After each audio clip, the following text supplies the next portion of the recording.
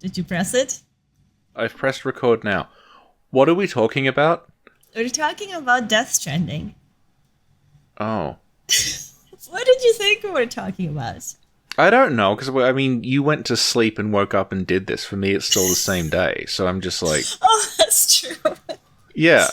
Okay, well, we have to talk I'm, about... still sitting in the same chair that I was, in basically the same position, doing the same thing. So, this could seem like a really long podcast for you with a break in between. Well, they all seem really long. Oh my god, you piece of shit. I mean, imagine how long this must be to listen to for the audience. Well, I edited it out. I hope you do. You know what? Just for that, the last 2 horrible podcasts we did, I'm just going to release them as is. All right. Yeah. Take 6. Take 7. Take 8. Take 9. Oh, I gotta go. I'll be back. Take 10. Well, when you release that and the Patreon drops to $4, it's kind of your fault. Oh my god, I was thinking, because every time we do an intro, we talk about the social media we have, and to check stuff out in the description. We should be for just a cup of coffee a month, you could have access to the best patron content money can find. Yeah. Content such as Richie's monologue and Sinclair talking to animals. Yep. Okay. It's funnier when you've actually seen those videos, okay? I don't think it is. Oh my god! Richard's the bully today. Well, I'm tired, okay? You know how Bruce Wayne turns into the Batman at night? You turn into a bully after dark.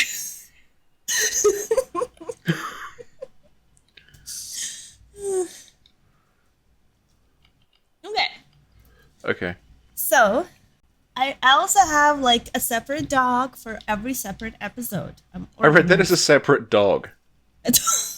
I have a separate dog for every episode. You're using them as the background. Every episode of the podcast is a different breed of dog in the background. I'm feeling much better today. I am much less nervous about doing the podcast, so I think it's gonna be less of a train wreck. Okay. I think we can do this in the allocated time of 1 hour. Okay. Okay. Well, that's good, because Death Stranding is a very straightforward subject that we know a lot about, so... Okay. I will send you what you have to say for the Okay. intro. I'm just fighting the 4 Kings on New Game Plus. So Again? You're always fighting the 4 Kings. It's called New Game Plus. Every time I talk to you, you're fighting the 4 Kings. I have a feeling that you never beat them at all, and you keep doing the same boss and then telling me, oh yeah, I finished it, but then you fight it again. Yeah. Well, if it's any consolation, I don't like fighting the 4 Kings at all. Especially on New Game Plus when they spawn even faster. Okay, I've only got 1 king to go. Okay. There's possibly going to be a second, but I think this one's going to go down in a couple of hits. Mm-hmm. Oh shit, please don't kill me. Okay, good. Go, King, go. Did they win? No. Because you're invading their house, Richie. You're going into their hole and beating them up. They need to call the cops on you. The worst part is that I had to kill Gwendolyn to get his soul, and then go back to Anor Londo in New Game Plus and be like, hi, Gwendolyn. Sorry I killed you before. Here's 13 ears that I duped online. That must have been an awkward conversation. Well, no, because he's not real. Wait, you can give... Wait. Because I never finished Dark Souls 1. Yeah, that's true. You can talk to Gwendolyn? Yes. How? What do you mean? I thought he only shows up after you kill his illusion sister to kill you. No. Oh. Where is he? He's in the same place. You just go there and you just you stand in front of the fog wall, and then you can say, like, you can just say talk, and then you talk to him, and he lets you join the Blades of the Dark Moon. Oh.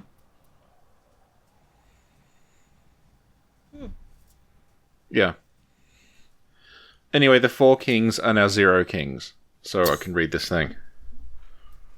It sounded like a Sesame Street thing. Yeah.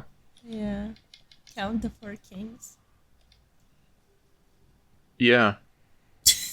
Well, count the 4 kings. There's 4. Yeah, and you go 1, Yeah, 2, it's quite 3. sounds quite easy. Well, for kids, it's not easy. Yeah. Like what? What? You were born knowing how to count, Richie? No, but if 4 is in the name. But it doesn't mean you know 1, 2, and 3. Wait a minute, Richard. Yeah. 4 kings, Dark Souls 4. Oh, sure they would come back. What? The 4 kings, if there was Dark Souls 4, I'm sure the 4 kings would come back. No, I think the 4 kings are foreshadowing of Dark Souls 4. You know, I used to think they were a reference, and they're not. A reference to what? There's a common thing in Japanese stuff where you say there's 4 kings of something. Like, Final Fantasy has, like, the 4 kings of the elements, and there's, like, the... There's 4 kings in a deck of cards. Yeah. Mm-hmm. Yeah. But I know I thought, the 4 kings, it's a reference to that. They're, like, the 4 kings of something. But, no, the name in Japanese is just, like, the 4 dukes. They're not actually called kings. So... Oh, really? Yeah. Oh, wait. Does it mean Cheer is actually their daughter? Yeah, sure.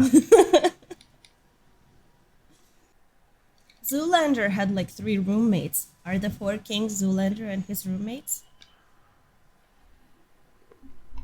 Where's the file I'm reading? Okay, so this is where Richard draws the line. People need to understand that, like, it's the same day for me. And the podcast we did a few hours ago did not go well. No. My favorite was when you told me to recap the story of Dark Souls, and then you stopped me after the intro to just talk about how you didn't know what the Lord Vessel was. Hey, okay, do you want to do it again? Well, No, but we don't want to do it again. That was a rhetorical question. Okay, I don't want to do it again, but I know more about the Lord Vessel than Death Stranding. Okay, so I sent you the lines for the intro, as well as the document. Can we just use this as the intro? Yeah. I think the shambolic nature of this is what makes it appealing. Okay, but you still have to say which episode it is and what we're discussing.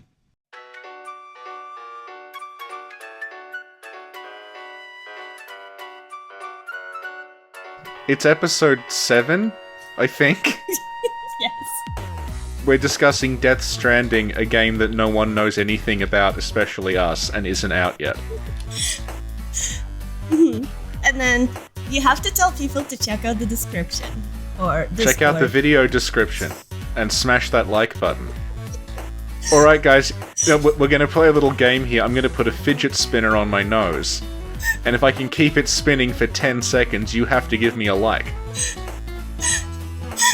That's something I learned from watching a whole lot of The Boss Baby Came to My House at 3 AM brackets real videos.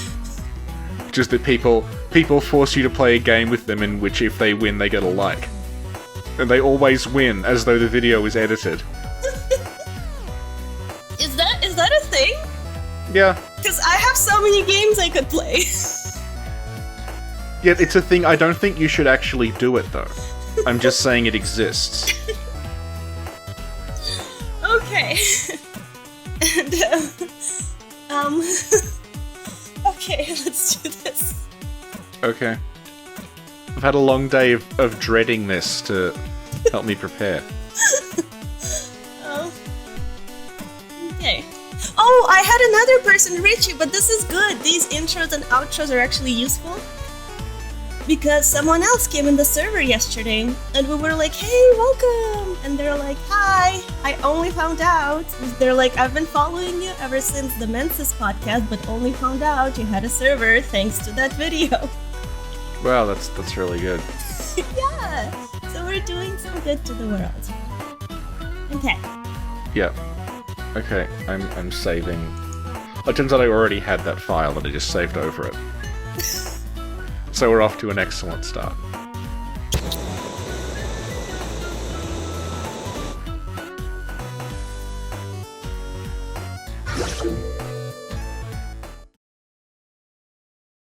Okay. So we're gonna talk about Death Stranding. Okay. So we're gonna do a couple of things today.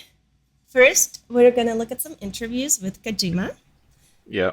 To give sort of a background for the game.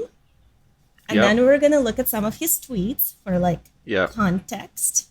And then we're going to look at the trailers.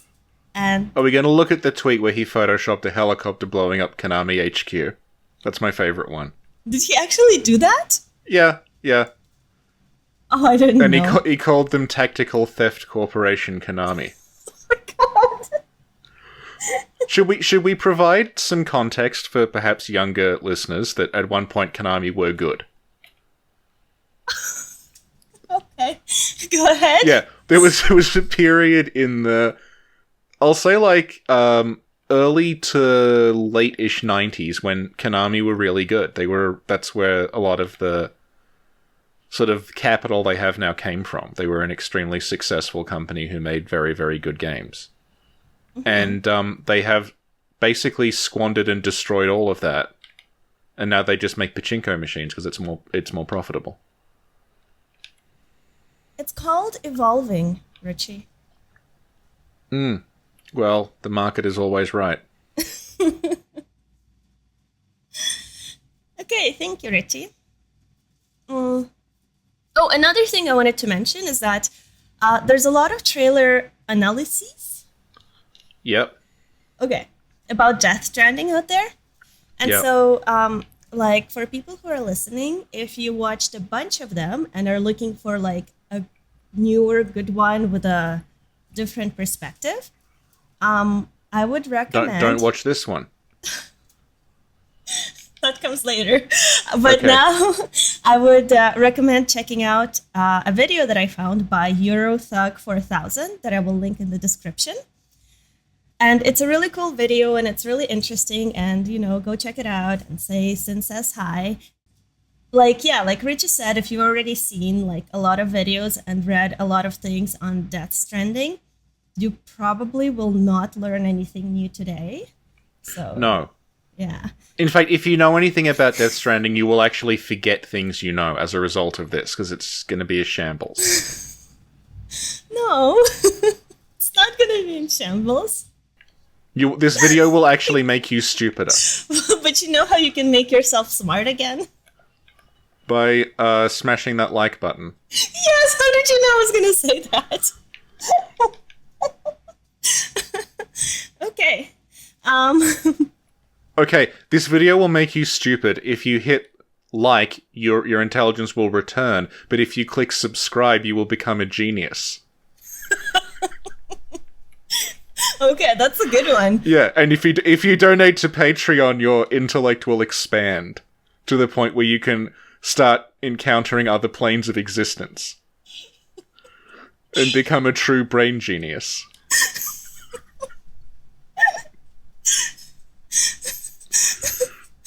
Oh my god. Oh my god. I'm just helping set the tone, because it's all going to be like this.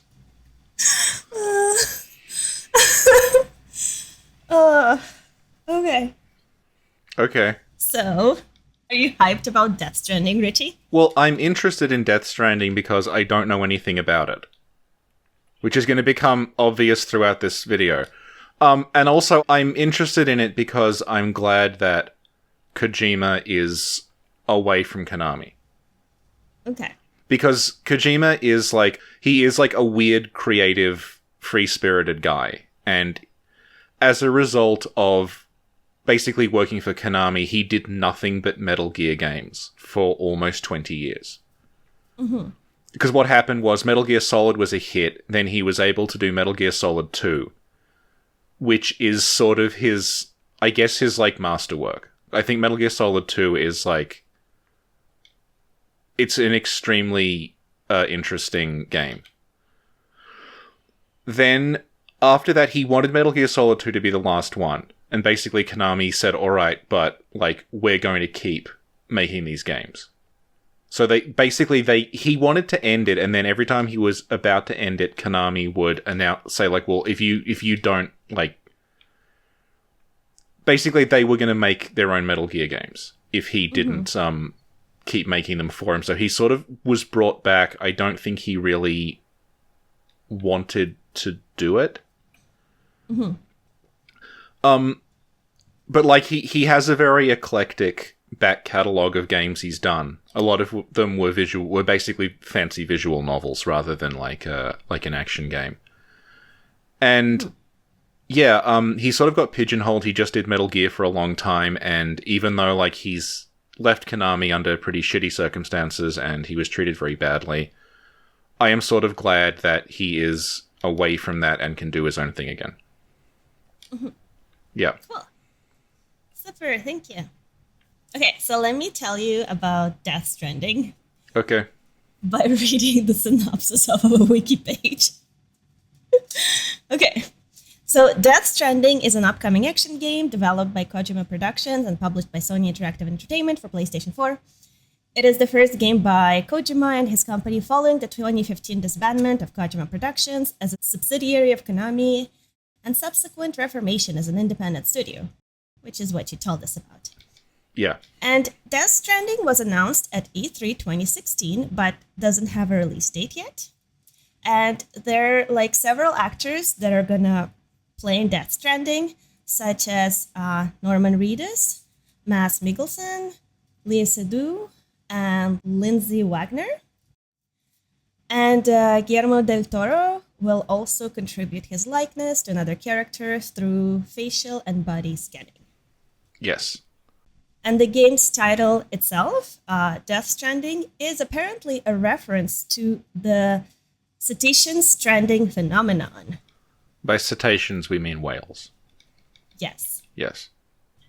Can you tell me what, cetacean stranding is? It's when groups of whales beach themselves and die on the beach. The early Death Stranding, but way years and years ago when we had even less idea what it was, that was, it was illustrated with footage of, it was Norman Reedus on a beach with these, what looked like whale skeletons around him. Mm-hmm. Yeah. Yeah. Cool. And it kind of reminded me of a video you made about the fishing hamlet. Yes, yeah. Whales are an important thing in Japan, culturally. Mm-hmm. Yeah. So everybody should check that out. There are Bloodborne spoilers, but it's a really good video. Thank you. Okay. And so I looked through a couple of articles about Death Stranding that I thought were really cool. And I thought we could maybe summarize them, but then I didn't have the time. So I was just like, Rich is going to read this out. He can do it. Yeah, and you've very helpfully written, could you please read this part? Yeah, so one of the articles is from 2016, and it's called, and by the way, I'll link everything in the description if anybody wants to read it, because it's just excerpts from the articles, not the whole thing. And it's called More Cryptic Death Stranding Details from Kojima. Yep. And could you read the part in green from that article, please? So it's got here that one of the big themes of Death Stranding is the idea that life and death are connected. And that's something that Kojima said. And he talks about how animals are connected with each other and people are connected with each other and everything is connected.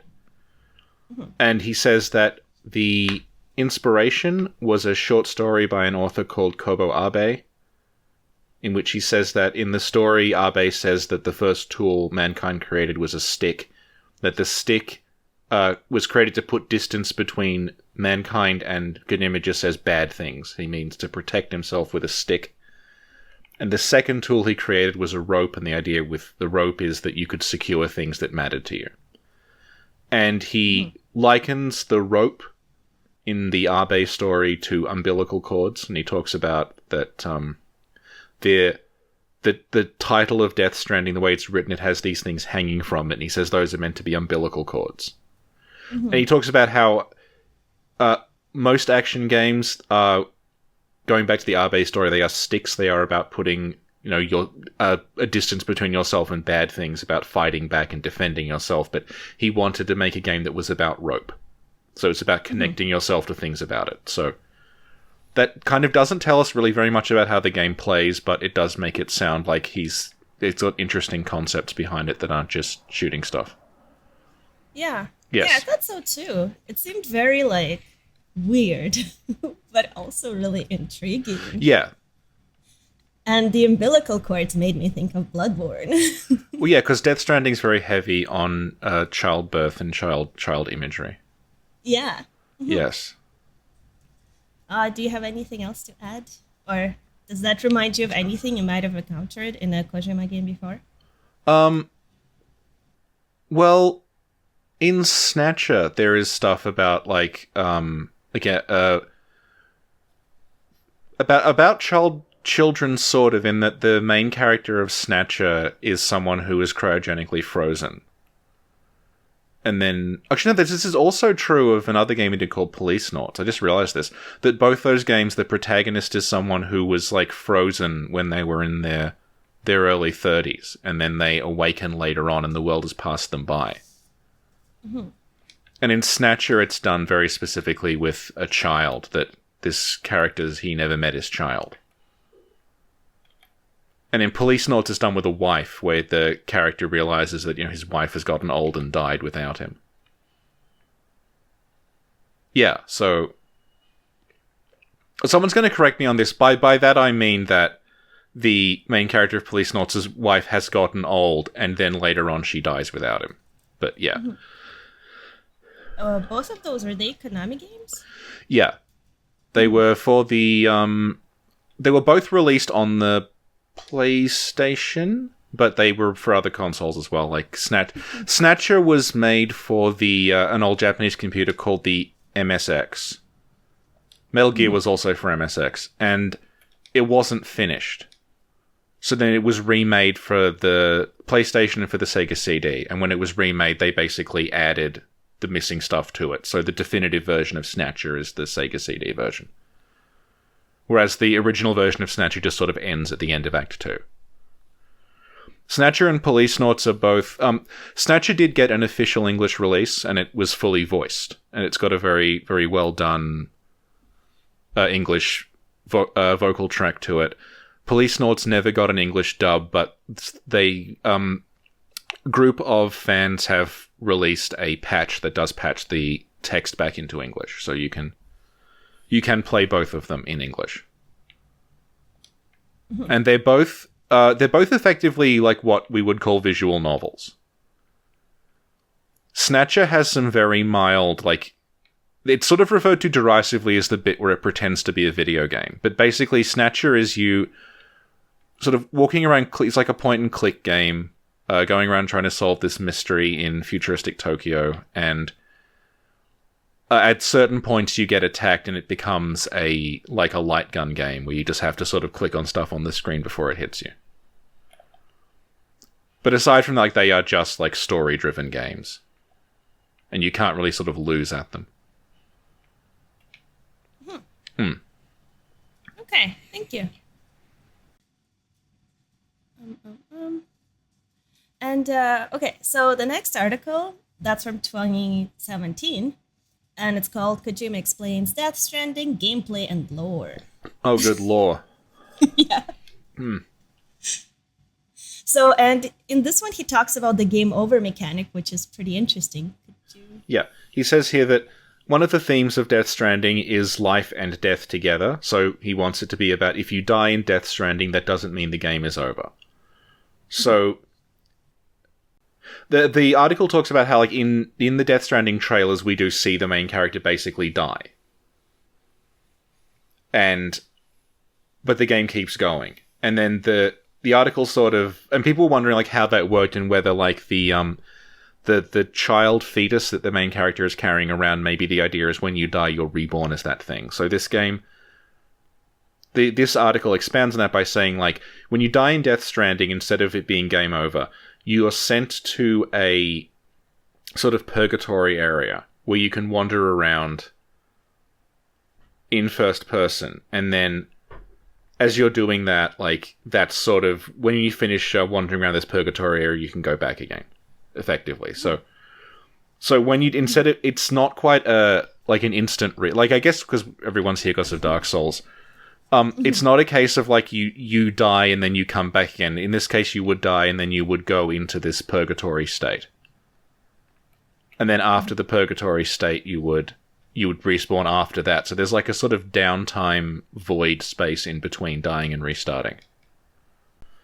And he says he wants it to be like in arcade games where like you die and then it says like continue and it's counting down from like 10 seconds and you've got that long to put extra money in and hit the button. So he says he wants it to be a bit like that. Yeah. And he says here that, like, when you come back in a crater sort of thing. There's, like, an explosion or some sort of reaction when you come back again. Mm-hmm. And that in the more recent trailer, that happens. Yeah. There's a reference, like, there's just a scripted scene where the character is saying, like, you know, I'm gonna have to die. And then his support crew say, like, well, you know, are you sure? Because, like, you'll be okay, but you'll destroy everything around you.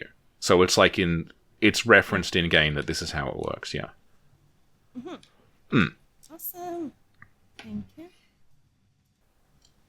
Another, like, life passing you by thing in Kojima is, like, it happens in Metal Gear Solid 4 as well, where you play as, like, a really old version of Snake. The idea is, like, he's gotten old and everything around him is, like, he's sort of been left behind by the world. Seems to be a very common theme in Kojima's work.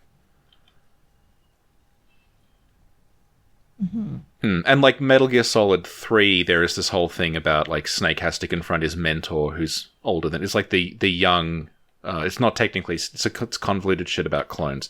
The main character of Metal Gear Solid 3 has to confront his mentor, and there's a lot of like talk about how, like, you know, I've made mistakes, and you meet characters who are, because Metal Gear Solid 3 is a prequel, and you start realizing like what time did to people. Because you see people who you know are bitter and twisted, like when they were young and idealistic. So it seems like he's very into the idea of like time. Yeah, people being left behind by time, or time sort of twisting and destroying people. Yeah. Sorry, which one are you talking about now? Metal Gear Solid 3. Okay. Okay, thank you. Sinclair, how many Metal Gear Solid games have you played? All of them. Oh, good. Which one was your favorite? The second one, which you just said was his masterpiece that he wanted to end with. No, this is the thing, right? Metal Gear Solid 2, he wanted that to be the last one. Because it ends on this fucking completely unresolvable cliffhanger thing. That was just meant to be like, well, that's the end. But then they sort of made him come back and do a third one, and he kind of got around it by making the third one a prequel, so it didn't have to pay off on the thing at the end.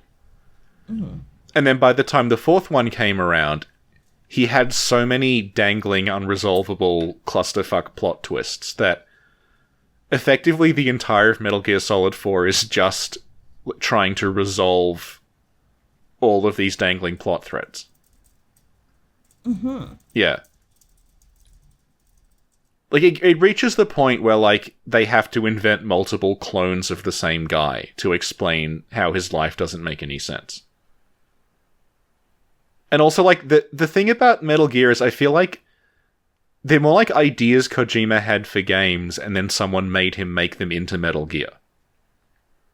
So the series is, like, tonally completely all over the place, where it will go from, like, weird anime robots fighting in one game, and then there'll be a direct sequel that's, like, people being tortured to death and vivisected. Like, there's one called Metal Gear Solid Peace Walker that's basically, like, a mission-based, wouldn't it be cool to have your own giant robot game? But then, chronologically, the game set directly after that is set in Guantanamo Bay. And this is supposed to be the same universe, and it's just incredibly jarring if you actually try to take the whole thing together as one entity. Or maybe I just need to GG. Yeah. Okay, thank you, Richie. But I know everything you already said, because I played all of the games That's many true. times. Yeah. I platinumed each one. The best part is, I bet I could say something from Metal Gear and you wouldn't be able to tell if it was real or if I was making it up. Well, I did. Okay, my boyfriend, because I love him, I actually watched something with him, and he showed me a YouTube video where somebody was talking about all the stories of Metal Gear. Yeah. And like how they connect and interconnect. And it was quite long, and I had no idea what was going on, but because I love my boyfriend so much, I sat through it. Yeah. So technically I know something about Was Metal it those Chip Cheesem and General Ironicus ones where they're just like drunk in someone's apartment trying to explain the story? No, Oh, okay. no. It was like a legit one where I think. I don't No, really these are remember. legit. Those are the best. Those are the best ones I've ever seen. No, but it was stuff about things, and then some stuff was really sad, and some stuff was like Yeah. really trippy. Yeah, that's Metal Okay, Gear, so as like, I remember. you know that part where it turns out in like the last line of the game is a revelation that your evil clone is now the president of the USA. I don't remember that. Yeah, see, like, I'm saying that now, and I don't think you could tell me with certainty if that really happened or I'm just inventing the stupidest plot twist possible. Oh, I think you're inventing that. No, that's true. That happens. The end of Metal Gear Solid 1, the final scene is a conversation over the phone where you only hear one side of it, and it reveals that your clone, by the way, you've already fought one clone. Okay. So Solid Snake fought his clone Liquid Snake and killed him. And then it turns out that Solid Snake and Liquid Snake, there is a third clone called Solidus Snake. Who's part solid, part liquid. And he is now the president of the United States. That's pretty cool. And no one has noticed that the president of the United States looks exactly like you. And then in Metal Gear Solid 2, you have to fight him. In front of, not the White House, like the Capitol building in Washington. Or no, you fight him in front of the New York Public Library, and despite being the president, he has like this Dr. Octopus robot harness on. And he's got two katanas, which are called Democrat and Republican. And you have a sword fight in front of, it's like the Washington, it's some important monument. I haven't played it since like 2000 something, but yeah, all that is true. That was not, even the part about him having twin katana called Democrat and Republican is a real thing. Are you serious? Yes. Are you sure that wasn't Metal Wolf Chaos? They're remarkably similar.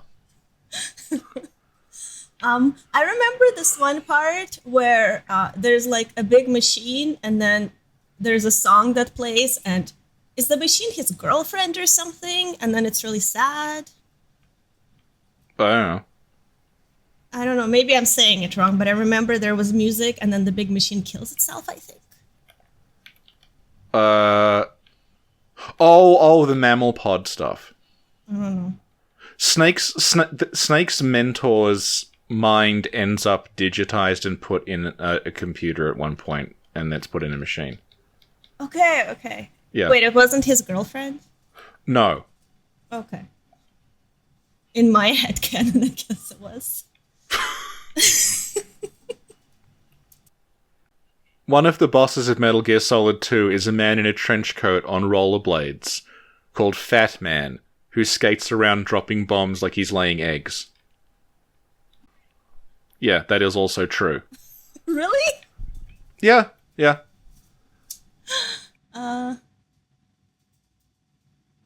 Okay. So...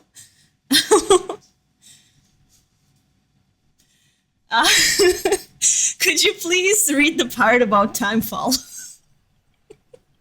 Okay. Hang on. Let's get back on topic. You have to go to sleep in 3 hours. Do I?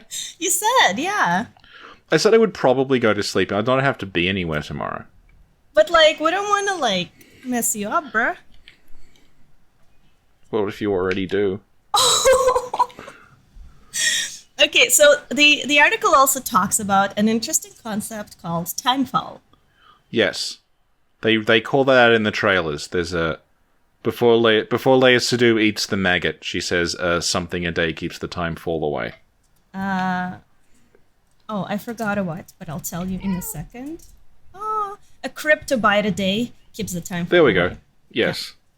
Sorry. My cat is now stuck in the headphones, but she's out now. That's why I was struggling before. That is so cute. Well, no, it's not cute, because she's just being really fucking annoying. She wants to be on the podcast. No, she wants to stick to me like a limpet because it's cold. But she finds, like, the most irritating way possible to do it. She's also knocked several things over today. This is evidence that she learns, because she used to be very, very timid and wouldn't want to touch anything. And then she learned that if she knocks things over, I put them back there. I pick them up and put them back again. So now she just thinks there are no consequences. And she just, like, blunders around knocking everything over constantly.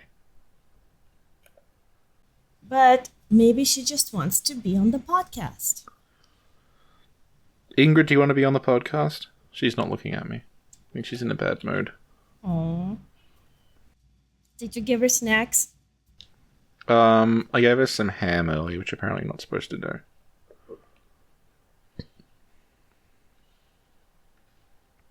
Anyway, I like how you're like, oh yeah, you've literally you tricked me, because you said we're going to discuss this, but so far it's just a script you want me to read.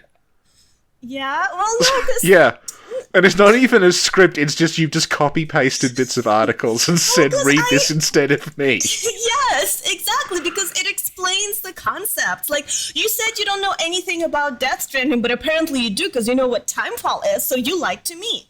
Yeah, I've seen the trailers for Death Stranding. So you know something. So I copy-pasted a whole bunch of things to give you context, so you have an idea, and now you're like, oh, you tricked me.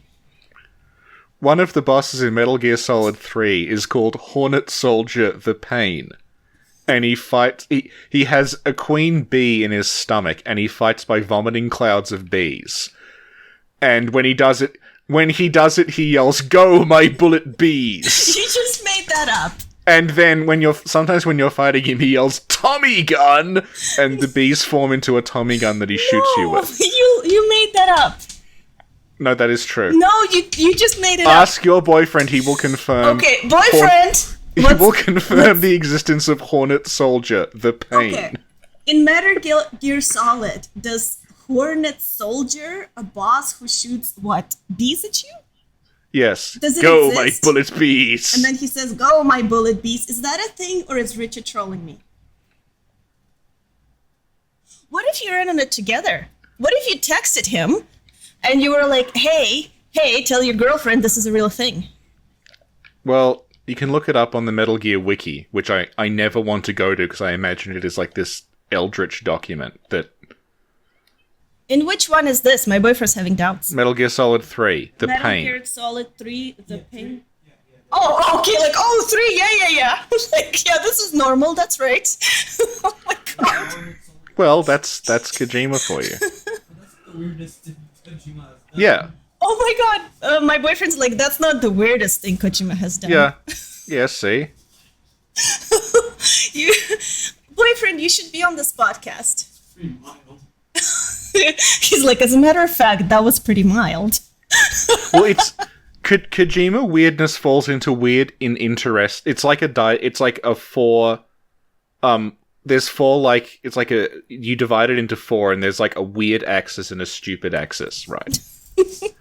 So there's like weird, stupid, and weird, clever, and then there's just weird. So the Hornet Soldier, the Pain is like weird, stupid. But then later on, there's a fight with a ghost that's like weird, clever. Because the boss is already dead. What? You fight a ghost. Like, okay. one of the bosses in Metal Gear Solid 3 is already dead, and he's a ghost. And you fight him in the afterlife. And the way that you win is that you have an item called the fake death pill that you use to distract enemies by making them think that you're dead. So the way that you beat him is that you use the fake death pill. And then the ghost thinks you are also dead. And that's how you win. And then you... Oh, no, I've got it wrong, sorry. What happens is you have an item called... After the fake death pill, there's like a revive pill that you use that takes you out of fake death mode. So what happens is basically you fight this guy in the afterlife. And then you use the revive pill basically to beat him because that wakes you up again. And you escape being dead. Okay. And it's this really, like, it's this weird sequence where, like, you go down, you fight him in a river. It's actually the same river that the Bloodborne Old Hunters is calling out when you go to the fishing hamlet. You go there, and then as you are, like, going along it, there's an individual ghost for every single enemy you've killed in the game. Including, like, random animals and stuff. Mm-hmm. So if you've played through and murdered like everyone, you have this huge army of ghosts coming at you. Whereas if you tranquilized people and avoided them, then you are like, it's much easier, and they will remember how you killed them. That's so like neat. Yeah, and like they will remember like if you like shot a guy and then a bird ate him and then you shot and ate the bird, they will remember that happening.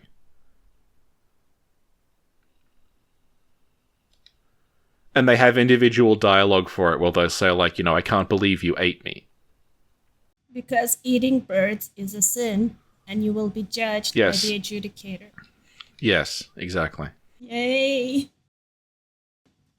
Okay, so back to Timefall. Yep. Can you please tell us what it is? In the most recent trailer, you might have noticed a mystical, unnerving rain that has the ability to manipulate time. It makes plants grow and wilt the second a droplet hits them, and it makes the human body age and deteriorate in seconds. And this is called Timefall, and it's an important part of Death Stranding's world. Okay. And Kojima says that the character you play as, who is the Norman Reedus character called Sam, that most people in the game are aware of the rain. But Norman's character, there is something unique about him that gives him a different relationship to Timefall. Mm-hmm. And then Kojima says that he doesn't want to reveal any more in case it's like too much of a spoiler. He doesn't want to give it away. But your character is connected to the rain. You have some property, yeah. Okay. I assume it just means he's immune to the rain somehow. Because that's why he's not. Yeah? Though. The trailers Are you sure? Show immunity. Yeah. Oh, okay. Yeah. Any other comments? No, I think because we went off on a tangent about the pain and his bullet bees. Okay, and then Kojima also talked about the babies in the game, and he says, "No, this is green. I have to read it, obviously." It's fine, I'll read it because you're going off on another fucking tangent for 4 hours. I'll just read this. It's only 2 lines. I can do it. I think I can still work a tangent into this. Okay. Babies are a recurring theme in the game, and Kojima explains that the baby relates to game mechanics as well as the story as a whole. Yep. And then the article stops. You'd hope. You'd hope they related to something and it wasn't just like you're just carrying a baby around. Okay. And then the article goes on. The article goes on to say that it seems like the shoulder-mounted robotic arm attached to Sam and his corpse disposal team's 6 pals sparked the life when that person came into possession of the baby. And Right. like the baby, it seems the mechanical arm is going to play an integral part in Death Stranding. Yep. And and you know the mechanical arm is the thing we see in the trailers with the 4 little things that go tick, tick, tick, tick, tick, tick, tick. Yep. Okay. Yeah, it's like flicks on and off. Yeah, exactly. Yeah. Okay. And then the next article is from 2017. And Yep. it's Hideo Kojima Death Stranding interview. Well, once again, we have, could you please read this? Okay. He says here that it's an open world action game with a lot of freedom, and there's a lot of freedom of choice in what you want to do. There's going to be vehicles. In contrast to what he was saying earlier about like rope and sticks, he says here that if you want to fight things, you can. Mm-hmm. So, so it looks like that the stuff about like connecting with people, it's not the game. There's still going to be an action game. There's still going to be combat and things in it. But it looks like you'll be able to avoid it. He talks a lot about how he wants it to be very intuitive to play. Mm-hmm. Yeah. Okay, cool. And then it talks about an online component. Yep. Well, sort of. Well, It says there is an online component, but it doesn't say what it is. yeah, but the way he puts it, it's like it's aimed to be something really, really cool. Yeah. I assume that's like the connection part, that you're Yeah. making a connection with other people. Yeah. So it's a Souls-like. No. I'm looking through this document, and you've got it like yellow text is for you to read and green text is for me to read, and so far we're on page 4 of 6 and it's literally all green. Okay, but the actual real document is like 20 pages long. I only emailed you part of it, which is relevant to you. Oh, okay, thank you. You're welcome. Okay, and then there's a cool thing. There's a cool thing about the game's engine. It's really good. That's what he says basically. It's Yeah, very good. yeah, and it's Horizon, and I love Horizon. I thought it was the most beautiful game ever made, and Yeah. and so I think Death Stranding is going to be the most beautiful game ever made as well. It does look very good from what I've seen. Mm-hmm. What if there's a downgrade like Dark Souls 2 and people start blaming the B team? I don't think there can be, because Horizon was a beautiful game, so you can't go like they can only go up. Yeah, Yeah, yeah. yeah. I've still never played Horizon Zero Dawn. What? I said I haven't played Horizon What Zero. is I know wrong what with it you? is. It's well, What? I don't. I see. Look like I know something you don't. Yeah, but I never pretended otherwise. Yeah, no, it's a really awesome game. It's a beautiful engine, and it's just friggin' amazing. And it's like everyone should play Horizon Zero Dawn. And Okay. yeah, it's, looking at Death Stranding, it's also beautiful and gives me hope. And that's partially why I'm like really looking forward to the game. Okay. And okay. And so the next, that's another article, but this is from 2018, so it's more recent, and it's also from the PlayStation blog, and it talks about the Yep. protagonist. Well, he's unlike any hero we've ever seen before. Which I take issue with because he's like an intense white guy with facial hair. I've seen quite a lot of those in games. But apparently on some other level, he is different. His name is Sam. His name is Sam. He's a delivery boy. No, sorry, he's a delivery man. And he's a hands-on professional. Yeah, it says here that, like, the thing about him is that he is a blue-collar guy. It basically just says he's really interesting and it'll become apparent when you play it. I do, like... I'm not being facetious. Like I do like that idea that because the prior Kojima games, like you have been some sort of like super soldier or a cop or something. Yeah. Whereas in this, you're just a guy who delivers stuff. Mm-hmm. And I don't know, but it seems like the weird property Sam has is why he's the protagonist. So it's not like he's like a trained professional military guy. He's just a guy who happens to have some like weird gene or something. Mm-hmm. Yeah, so I like that aspect of it. Cool. Mm. And I don't know if I pasted this to you, but there was an article, and I just thought the title was like, oh my god. And the title is, I'm 55 and could die tomorrow. Why Kojima is making Death Stranding like it's his last game? Like, 55 is not that old. Well, if you're as intense as Hideo Kojima, maybe you're stressed. Although, he doesn't look 55. No, he doesn't. No, so because I remember when Metal Gear Solid 2 was being made, there were all these articles about how he was, like, sleeping 2 hours a night and living in the studio, and he was becoming physically ill from working on it. Maybe, like, leaving Konami has sort of revitalized him. Oh, maybe. Maybe there's a portrait of him in someone's attic that's aging instead of him. You know what? Maybe. Yeah. Okay. Okay, look, we're coming to a yellow part. Yeah, but the yellow part just says funny. Yeah, okay, this is something It's like going to be in the video, Death Stranding trailer discussion, brackets funny. What, love? Yellow is warning and there's red. Is that the warm Richard? Oh no, my boyfriend's like, is yellow means warning? Like, to warn you of danger? Well, if you keep making these comments, you're going to be on the next podcast, whether you like it or not.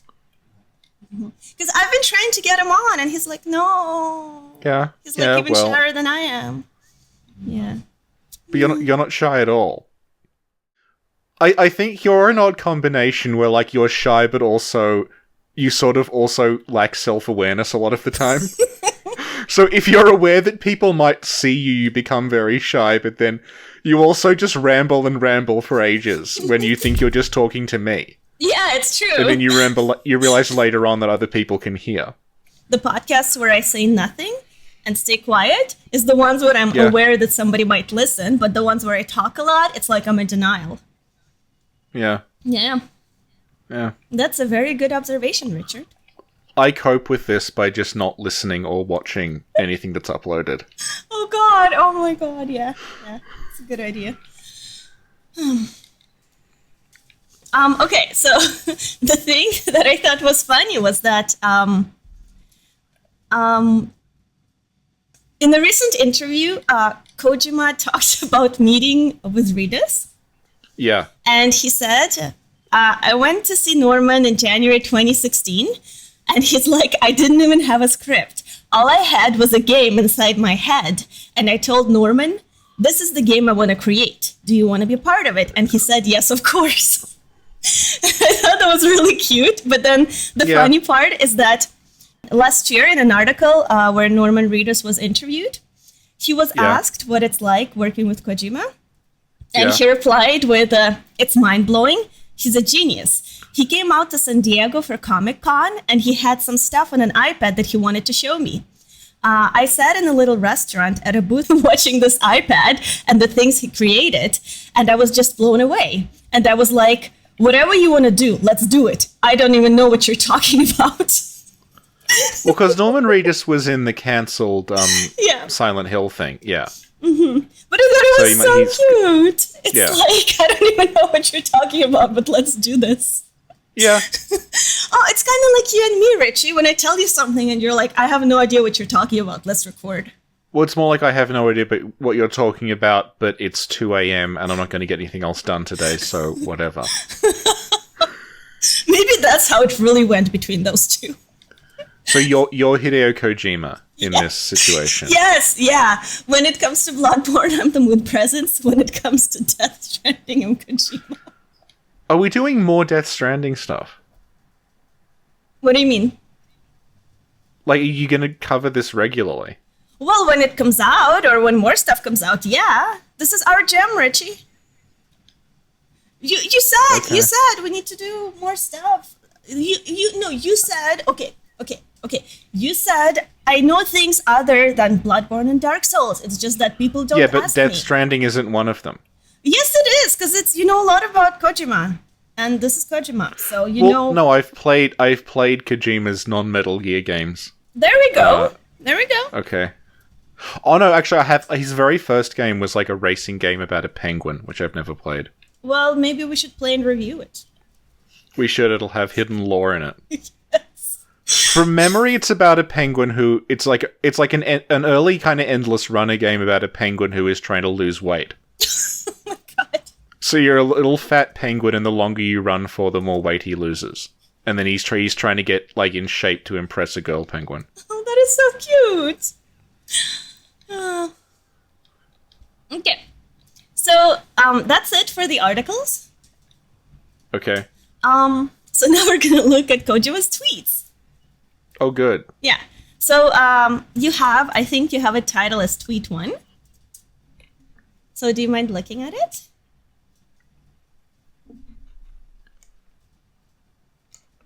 Okay, it's the very intuitive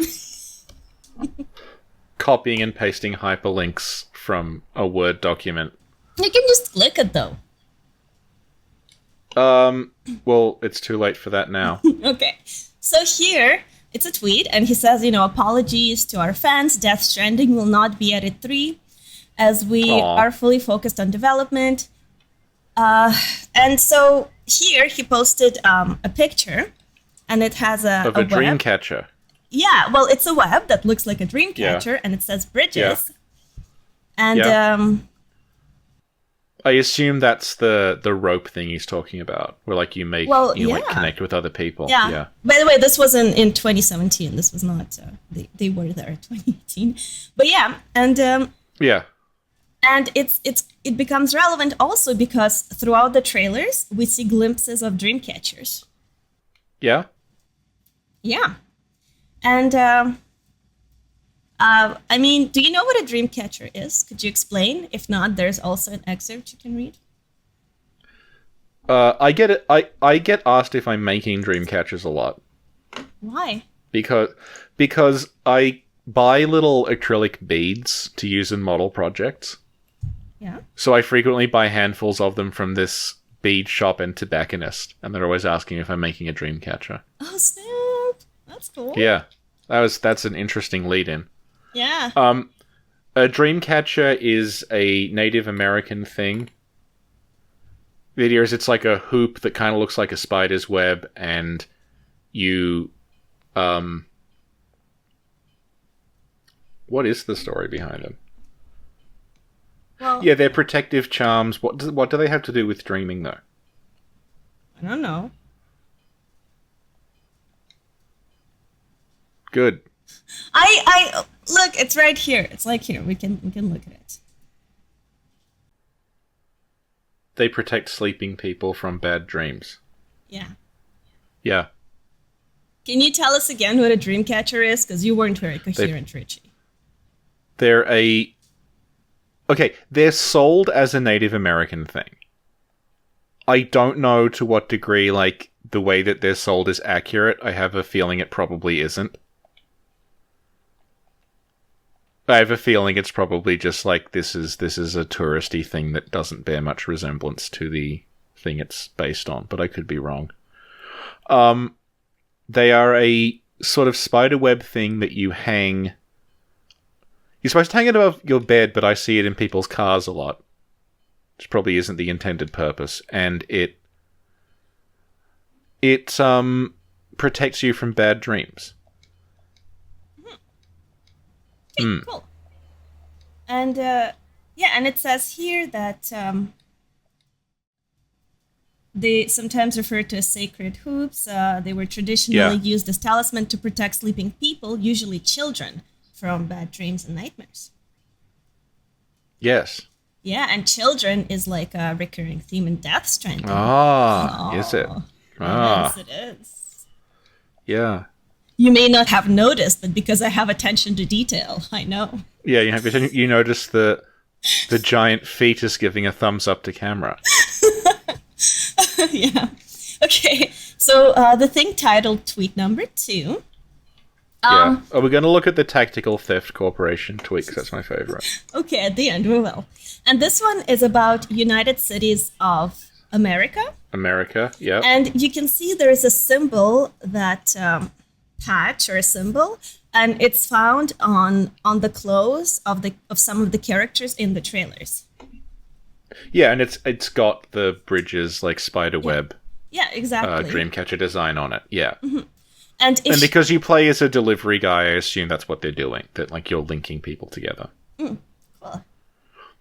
Are you aware of the extremely disastrous Kevin Costner film The Postman? I heard of it. I don't think I've ever seen it. Because that has a kind of similar thing to it, where it's this post-apocalyptic thing, and Kevin Costner's character is a postman, and he's like delivering mail between all these different post-apocalyptic like cities to sort of keep them in touch with each other. Oh. And it's meant to be like sort of linking everyone and keeping them together after the downfall of society. You know what? That sounds like something Death Stranding could have took inspiration from. It was like the original idea was by a very serious sci-fi guy. And he wrote it as like it was meant to be the opposite of all the other post-apocalyptic things, where instead of it being about like a crazy loner who goes around murdering people, it's about like connecting the community together. That's cool. Yeah. Why was it bad? Sounds like something. It's just not a very good film. Oh. It's based on a novel which I've not read, but I imagine the novel is much better. We should read the novel, watch the movie, and rate it. Is that what we're going to do now? It's going to be a book club podcast. Yes, book club podcast. I'm still reading the Arcades Project. It's monstrous. What is that? It's like over it. It's a book question mark by a German philosopher called Walter Benjamin, who he basically hung around all these shopping arcades in Paris and wrote about them, and it's over 1,000 pages long. Oh, sounds neat. I just realized I haven't read a book in so long. Yeah? Yeah. It's just like, with life and gaming and all that I stuff. haven't read a book in so long because of all the gaming I'm doing. Yeah, pretty much. Well, games are kind of like books. The really good ones are, right? So, it's okay. They have narratives. Yeah, there we go. Okay, so... Oh, also on this picture, on this tweet, if you look at the top, right corner of the map, it looks like some stuff is missing. Do you see what I mean? What do you mean? Well, bridges, underneath it's a map of the United States. Yeah. And then top right corner is missing. Oh, yeah. And basically that could be an indication of something that happened. And maybe because in one of the trailers, they talk about an explosion that caused the events of Death Stranding. And maybe this is where, this explosion originated or whatever. Yeah? Yeah. So, in tweet 3,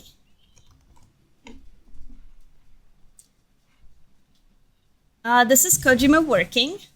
I don't know what this means, but it's interesting. I thought maybe you'd have some insight.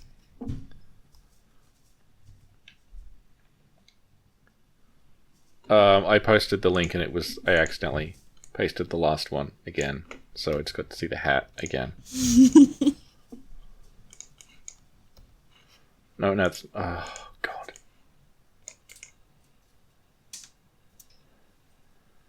Will you ever tweet a picture of you working? Yeah, it's a tweet of him, and it says working, and it's some stuff, and I was wondering if you had any idea what this meant. Yeah, I'm just valiantly attempting to copy and paste this link. Oh my god, I will copy and paste it into your Discord.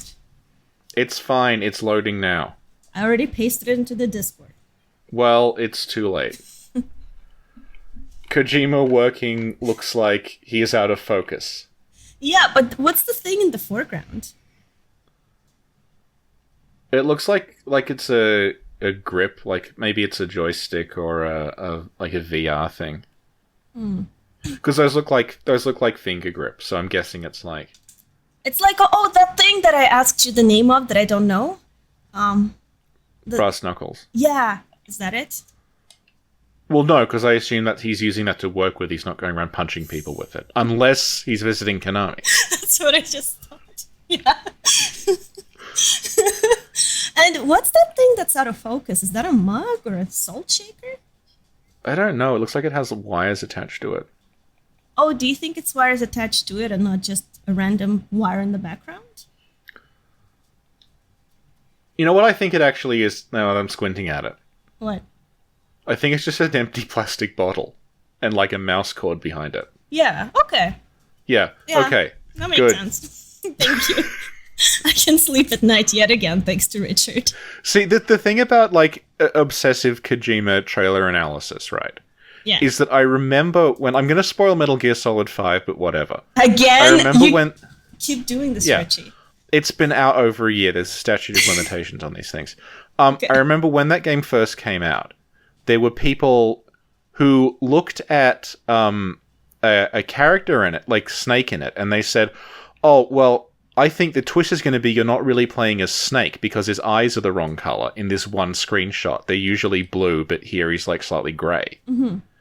And I was like, that is reaching on so many levels. That is just going to be like it's just a lighting difference. There's just something in the engine that has made his eyes go a weird color. This is like a complete waste of, this is like epitomizes everything I hate about trailer analysis. Mm-hmm. Turned out to be true. Oh, you got burned. Yep. Well, no, because I didn't say anything until now. I'm admitting to it now because I can admit to my faults. But like, yeah, in Metal Gear Solid 5, you are playing as a guy who has plastic surgery to look like another character. And they were like, yeah, and that's because because it's just plastic surgery, his eyes are the same. As they were originally. Yeah, is that why you wake up in a hospital in the beginning or something? Yes, yeah, because you're not who you think you are. Huh. Yeah, well, you see, I actually played like 5 minutes of that game. So, yeah. Yeah. So I yeah. And then there was a thing that showed up, and it was like a fire thing or a person. Yeah. And then I was like, yeah. I wasn't sure if that was real or my character was hallucinating, and then somebody was on a horse. No, it's real. That's real. Yeah. What about the guy on a horse? He's also real. Both those characters are recurring characters in the series. And are you sure they're real? Yes. Okay. Are they good? There's a mission where one is like a triple agent and one is just evil. Okay. And the fire guy they do confirm he's real because there is a mission where you can capture him and they do an autopsy on his body and confirm that, like, yeah, that is a real guy who is made of fire. Okay. Okay, so, tweet number 4 is, do you want me to paste it to you? No, it's alright. I pasted it to you. It's in the Discord. And well, the skeleton's dead now anyway. Is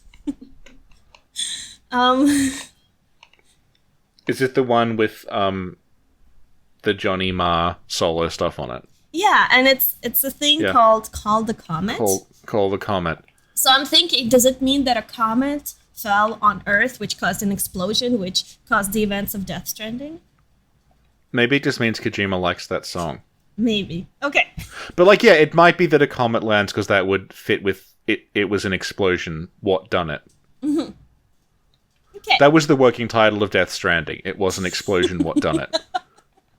And then the next tweet, I also pasted it. It's really, I really like this one because he goes... Oh, yeah, the little flappy arms. Yeah, but then Kojima goes, some call... the Mac on Sam's shoulder, the shoulder flower machine thing, or flap things, but it sure has the official name. And it's like, I like how he tries to reassure us that, like, don't worry, it has an official name. It does have a real name. Yeah, it's It's really Well, it cute. wouldn't be a Kojima thing if everything wasn't labeled and explained in excruciating detail. What do you call it, Richie? I called it the Flappy thing, but I'm glad it does have a real name. Yeah, I call it the Yeah? yeah. And we should do a thing where it's like, what do you call it? Leave its name in the comments. Leave its name in the comments and we'll pick one to win a subscription to some sort of crate service. No, we won't. Invent our own subscription crate service. No, it should be like leave its name in the comments, and then we'll pick a person, and then you'll get permanently banned from this channel. Yeah, I'm okay with that. I like how all my prizes have to do with like banning people. Yeah. Oh, this one. I thought that's also a confusing one to me. I thought maybe you could help. What, the next tweet or the next quote? The next tweet. A tweet, okay. I pasted it because you don't know how to use technology. And you can like click on it to get the full text. You can click on it to get the full text. Yeah, this is the damage sensor tape. So what is that? I don't know, I didn't make Death Stranding. So can you explain what it is?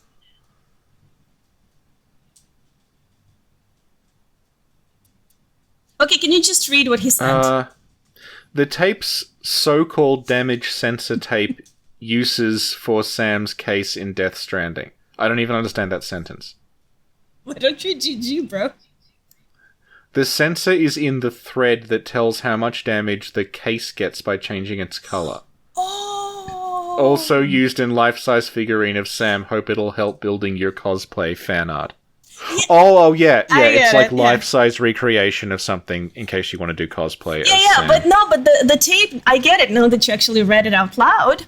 It's like you put the tape. He puts the tape on the package he's delivering, and then it tells him like, oh, that's how much it's been damaged. Like, be careful. Okay. Oh, that's cool. So I guess in the game you're gonna have packages that you're gonna have to make sure don't get damaged. I like that. Yeah, because you're a delivery guy. Yeah. Yeah. Okay. Thank you, Richie. That's it for the tweets. Yay, we made it. How long was this? Oh God. Like an hour, I think. Oh my goodness. It's gonna be a lot of editing. Yeah, 1 hour and 18 minutes. I thought this was gonna be like 15 minutes. I thought we would be done by now.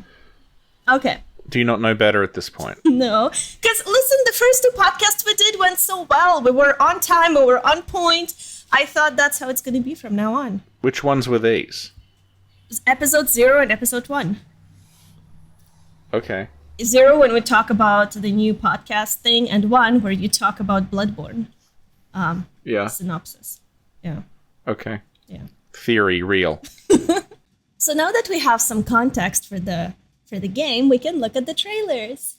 Yay! Okay, I'll just mute the TV. Okay, well, wait, but before we look at the trailers, Won't the trailers take like an hour because they're all really long? No, it's gonna take like, 1 is 8 minutes, 1 is like 8, Jesus. 1 is 4, and 1 is 2. So no. 8 minutes is a short film. Okay, it's gonna be fine. It's gonna take 5 minutes. Don't worry. That's what you said. Wait, didn't you say this whole thing will take 5 minutes? No, I said it will take 5 minutes to discuss it because we have no idea what it's about. Well, okay, it's been an hour already, so. Yeah. Looks like you were wrong yet again, Richie. That's true. Okay.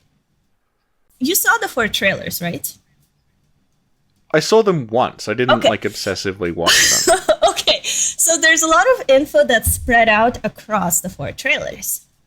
And so I wanted to sort of give you a resume of the trailers, just to give you a general idea of what you're going to be looking at. Cool? Okay. Okay. So basically, there was an explosion, and it caused some like weird paranormal, disturbance in our world. Yeah. And basically, that disturbance, it has something to do with either like parallel dimensions or like mirror dimensions or like the afterlife or something. Yeah. And sometimes like one or more of these dimensions seem to interact like or overlap with our world. Yeah. And that interaction can be seen or like it manifests through invisible or semi-visible like monsters or titans or like floaty ghosts or creatures, and they phase in and out of certain places at certain times. Yes. Okay, and so some humans, they can like see or sense these creatures. And there are devices that are powered by like babies in capsules that helped detect some of these creatures as well. Right. And okay, and the explosion, it also like messed with nature, because every time there's a rainbow in the trailers, it's upside down. And All right. yeah, and I looked into it, like I looked it up, and an upside down rainbow, it's a real thing, like it exists in real life, but like you don't see it every day, which seems to be the case in Death Stranding, so like it's probably something weird. Yep. And the rain is called timefall, and it speeds up time. Yeah, it fast forwards whatever it touches. So like, for example, in the trailers, we see a drop of timefall or rain touch Sam's skin, and it makes that part of his skin age. And we see like rain fall on the ground or whatever, and then it makes flowers bloom fast and die. And then, to lessen the effects of timefall, you apparently have to consume cryptobites, which are like really big water bears.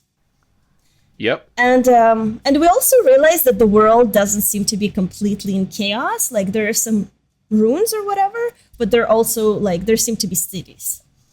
Yeah. And we also know that like a couple of professions still exist. Like there's the CDT, which is a corpse disposal team, and another profession is delivery people. Yep. Yay. Yay. And like the main character is a guy whose name is Sam, and he's a delivery guy. Yep. And we also noticed that he's allergic to paranormal phenomena. And we know this because like when ghosts or creatures or whatever weird things happen in his vicinity, he gets a rash and he starts to cry. Right. And then we also know that if Sam gets eaten by a monster, it will cause a void doll, which is the crater thing you talked about. Yep. So like if that happens, like Sam will end up in a purgatory under the sea, and you know, and a handprint will appear on his body, probably to indicate that he died, but then he comes back to life. Yes. Okay, so that's basically what we find in like 4 trailers. Short speaking. Yep. So now we're gonna watch the trailers. Okay, give me a link. Are you proud of me? I said all that.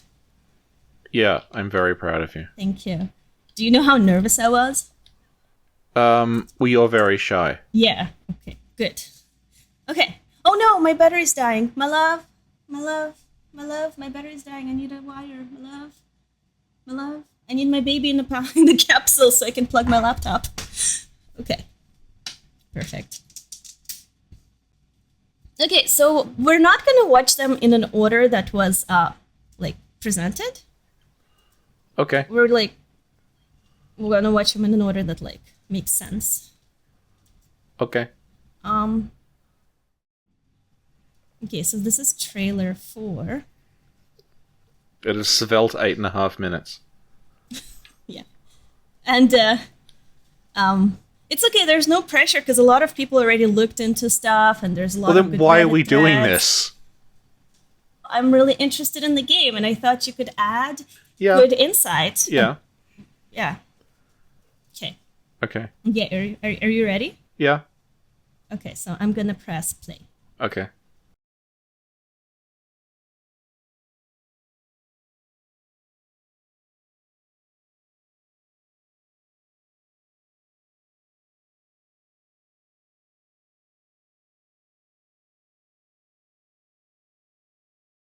So here, they said Sam Porter Bridges, a man who delivers. Yes. And Do you think it's a double meaning and it's also like he delivers a baby? It might be, because he does seem to have a baby, right? Yeah, In- yeah. They say Sam Porter Bridges, a man who delivers. Yep. And so that could be his name, right? But also Porter is a thing that you can see in his uniform.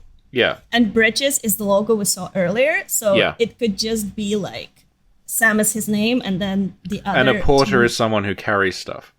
Yeah. Yeah. Yeah, and a porter is someone who carries stuff, and the Porter Bridges thing is like an organization that he's like related to or whatever. Yeah. She talked about how he has a chiral allergy. Yeah, so she says tears chiral allergy, and chirality is actually a real thing. Yeah. And it's like I looked it up on the wiki, and everybody in the world who saw this trailer looked it up on the wiki. And chirality is a property of asymmetry important in several branches of science. The word chirality is derived from Greek for hands, a familiar chiral object. An object or a system is chiral if it is distinguishable from its mirror image. That is, it cannot be superimposed onto. So basically, yeah, it's like hands, you can't. Yeah. Yeah. And it's also a theme that's used in sci-fi and in fiction. So I looked up on the Wikipedia, and it says the theme of chemical chirality, or the handedness of the molecular structure of certain substances, appears in many works of fiction. Right. For example, in James Blish's Star Trek novella Spock Must Die, Spock's mirror duplicate is later discovered to have stolen chemical regions from the medical bay to convert certain amino acids to opposite chirality isomers that his metabolism requires. Right. So it's a theme, yeah, it's something that is real. And also Well, it doesn't sound it's- very real. No, real in terms of the... I know, but it's like, so when Mr. Spock meets his mirror image duplicate. This is nervousness, Max. Don't make fun of me.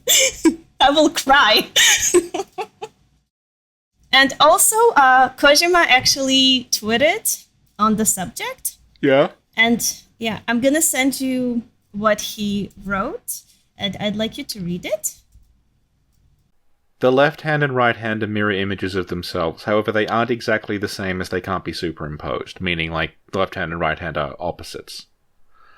This characteristic is called chirality. Something with chirality is said to be chiral. For example, in Buddhism, putting hands together to pray has a symbolism. The right hand is that of Buddha, and the left hand is that of the person. Putting the hands together in prayer symbolizes becoming one with Buddha. And in many, he talks about how a handshake is like friendship because you're... Yeah. So I guess that fits in with his whole thing about, connecting people and ropes and bridges. Mm-hmm. Yeah. Yeah. It's cool because a bridge is a bridge, but also it's on the logo. Yes, it's symbolic. Yes. And she also said, she also mentioned tears. So Yeah. tears are related to that chiral allergy. Right. And is the rain like tears? No, rain is not tears. No, I mean like symbolically, because like it's water coming out of the sky. No, Okay. I don't know. Well, the rain's apparently really important because it fast forwards time. Yeah, but tears don't fast forward time. These tears do. The ones you shed? Oh my god! The ones we used to make the salts from your Richie collection. Okay, so she Yeah. says, you have dooms like me, what's your level? And he's like, I have the extinction factor, but I think you have me beat. Right. So she's worse than he is. Yeah. Yeah. And if you watch it with subtitles, dooms is actually spelled like in capital letters. Right. So it like stands for something, Yeah. but we don't know what. And yeah, basically like the chiral allergy and like dooms or whatever, it could be related to the weird stuff that happens in Death Stranding. You'd hope.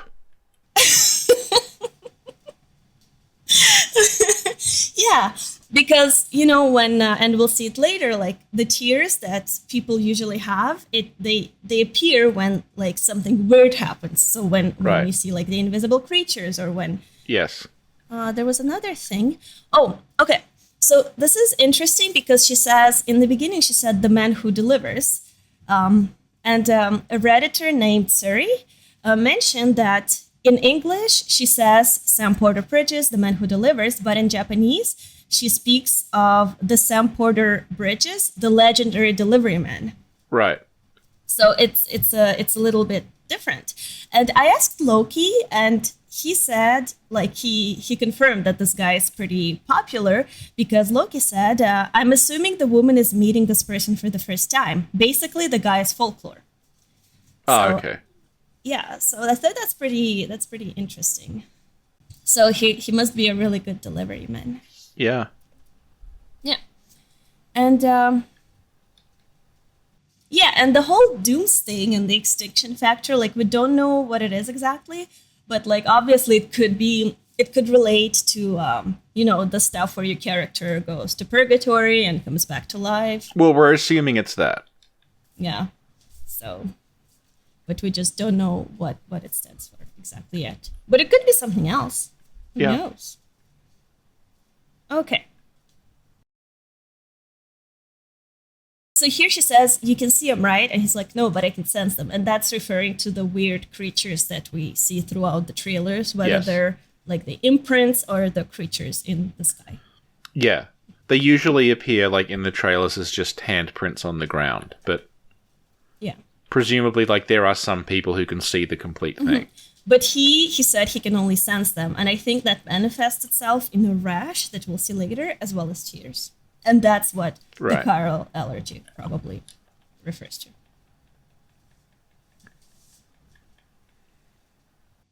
Okay, so here she says, wanna come work for me? And you see there's some time fell on his skin. Yep. And it affected him. That's why when you said, oh, maybe he's immune, I was like, no. Because he's not. Yeah. Yeah. And interestingly enough, that photograph you see, quite a few people pointed out that it's the White House that you see in the photograph. Oh, okay. I had a link. I thought I did. I guess I don't. But yeah, I saw a thing where somebody was like pointing to which elements make it seem like whatever's in the photograph. It was taken inside the Oval Office. Right.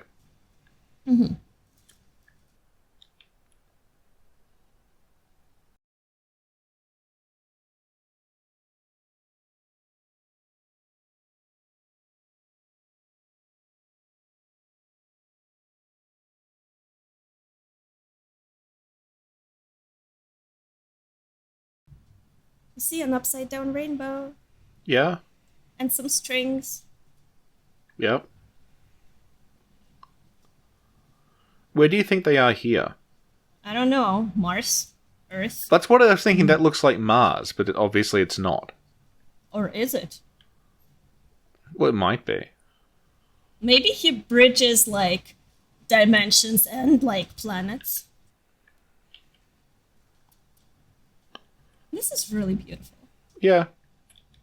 And you see the little bracelet, the blue bracelet on his arm? Yeah. Yeah. That's what's going to show you your health. Oh, Like okay. when it turns red, it means bad. When it's blue, it's okay.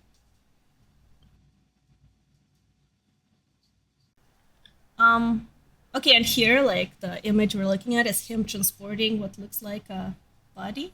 Yeah, because isn't he like he's corpse something service? Yeah, but I don't know if he's part of it yet. Well, you'd hope he is at this point. Well, we don't know. He just transport things. Maybe somebody's like, "Could you transport this?" Because what my suspiciously corpse-shaped parcel. And then he's like, "Is this a corpse?" And you're like, "Nope, not at all." Yeah, yeah. Now also it's weird. Like, where is this? I'm guessing this is like what happens in those places where the alien things are. That it's Yeah. like just like you can see there was like a hard border between the mossy stuff and the destroyed stuff. So it's almost like It's like the abyss in Dark Souls. Oh, snap. Only it's not airborne. Oh no, it is airborne because it's in the rain. So you were right all along. You were just right about Death Stranding. Yes, I predicted things yet again. Actually, I wanted to show you something. Yeah? So, in the previous scene, there was a motorcycle that fell off a cliff. Yeah?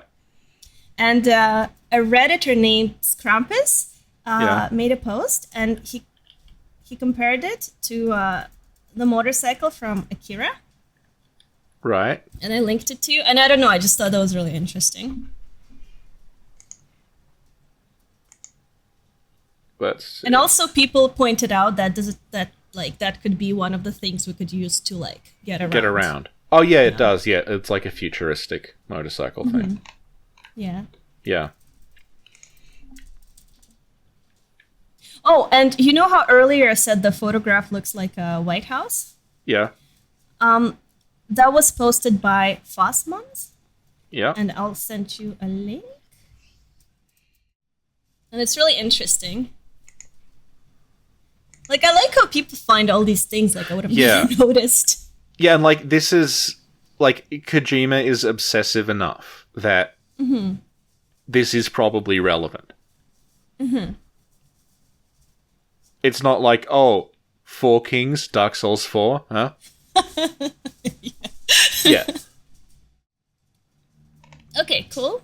You Yep. ready? Yeah. Oh, another thing, and that's also quite a few people pointed this out, is that here we see an extra pair of boots with you. Right. And so it could be that boots are like a consumable item type deal. That they like degrade or something. Yeah, exactly. And also here you'll notice that he kind of wobbles when he walks. So that could be cool. But it's so stressful. When I was watching it, I was so stressed. I'm like, I don't know if I can do this. And like here, it seems like this water doesn't actually age you or whatever. Yeah, it just looks like regular water. Yeah. Well, you'd assume that the whole, like, all the water on the planet can't be timefall water, otherwise everything would just melt. Yeah. Unless that's what's happening in that black slimy stuff. Yeah, Like, that's a maybe. collection of timefall water and everything is fast-forwarding and just turning into sludge. That's possible. So I just paused here because in the previous thing, there was like him ripping out the nails. Yeah. And some people also pointed out that, I can't remember who, sorry, but that this could be part of the gameplay somehow. Like, Well, that's a thing in Metal Gear Solid 3. oh, really? Yeah, Metal Gear Solid 3 tries to be like a survival sim kind of deal. Where if you get shot, instead of, like, your health goes down, but you also, like, the bullet is lodged in you. Oh, interesting. So you then need to go into a separate menu and, like, remove the bullet using, like, a knife or something. I see, cool. And if you get burned, you have, like, there's different sort of cures for different things. So if you get burned, you have to use a certain kind of ointment. And if you're bleeding, you have to suture it shut and stuff. Okay, super. Yeah, and I think, like, that was a cool idea, but I Metal Gear Solid 3, the way it handles that is you just keep pausing and going into a menu.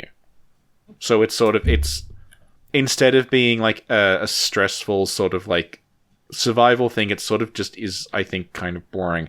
But if they figured out, if he's having another shot at that and making it, like, in something that happens, like, in proper gameplay instead of a sub-menu, then I think that has a lot of, Okay, awesome. That's cool. And here we see he has some sort of a weapon. Yeah. So that's interesting. And in the distance, remember when I told you like something like cities or settlements, I guess, seem to exist? Yeah, it looks like a temporary camp sort of thing. They just look like tents. Yeah. Cool. Okay, so I'm gonna press play. Give me your hand in life.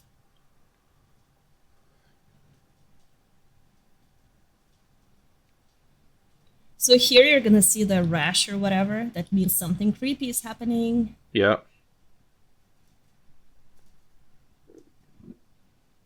And you see the handprints. Yeah.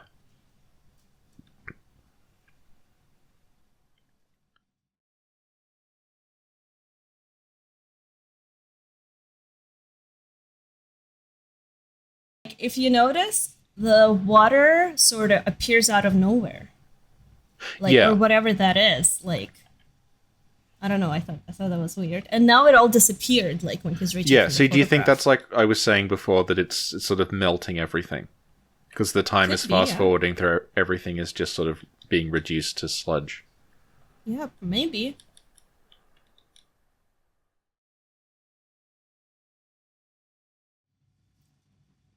And like they're covering their mouths, so like I think they can sense you breathing.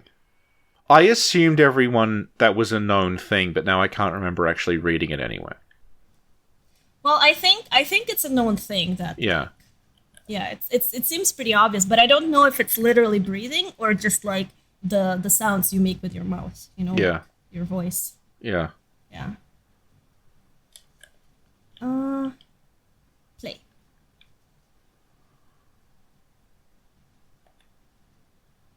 And I think they're gonna start to have tears. Yeah, so Yeah, that's there the we go. whole chiral allergy aspect: the rash, the tears. Yeah. I guess the breathing, the fog breathing. Pause. Yeah. What am I trying to say? Like the white stuff that came out when he was breathing. You know, like it got cold. Well, that's just your breath. No, but it was the white stuff. The like when it's cold and you Yeah, breathe. but that's it's- just your breath. Yeah, but what do you call that? You can see your breath when it's cold. No, there's like it's not. I'm like sure hot. there is a name for it, but Yeah, we just that's say what like I'm asking you. it's cold, I can see my breath. Okay, like there's not like fog or fumes, Fumes. vapor. Like, okay, but you know what I mean. And Yeah. here, as like where I paused, you can see the on in the sky. You can kind of make out the 5 figures, Yeah. which are the same from the first trailer, supposedly. Do you think it's significant that there's 5 of them and the hand has 5 fingers? Oh shoot! I didn't think of that. Maybe. What if they're the 5 horsemen of the apocalypse? No, there'll be the god hand from Berserk. Oh my god. Because Miyazaki stopped ripping off Berserk, and then Kojima's like, now's my time to shine. Yes. Can we talk about the degree to which Kojima just, like, flagrantly steals shit? To a degree that's, like... I had no idea. I don't Like, know. the main characters from Police Notes are just Mel Gibson and Danny Glover from Lethal Weapon. Okay. But what if they were in space? And, like, the Snatcher is just... What if there was a Blade Runner sequel with the Terminator in it as well? Kojima is like, he's really in love with American, like, Hollywood pop culture stuff, especially military themed things. So he just sort of like lifts stuff very, very blatantly. Because he thinks, but yeah, it's like an idea he thinks is cool. So like, Snatcher is just Blade Runner and the Terminator happening at once. Police Notes is what if Lethal Weapon was in space. Metal Gear is like, it's just lifted from like sort of all those 80s action movies. Like the Solid Snake is meant to be Kurt Russell. Stuff like that, yeah. Okay, cool. But yeah, I don't know what the 5 figures are, but Yeah. she basically seems to see them where he can only sense them, Right, as mentioned earlier. yeah. And oh, and you know her jacket? The spiky thing. And a lot of people notice this is it's spiky, but only when there's danger around. Oh, so it's like when his skin gets... It's like goosebumps. Yeah. Yeah, her clothing gets goosebumps, yeah. Yeah, it's really cool. Yeah. And so you're gonna see when like I think they're gonna go away now. But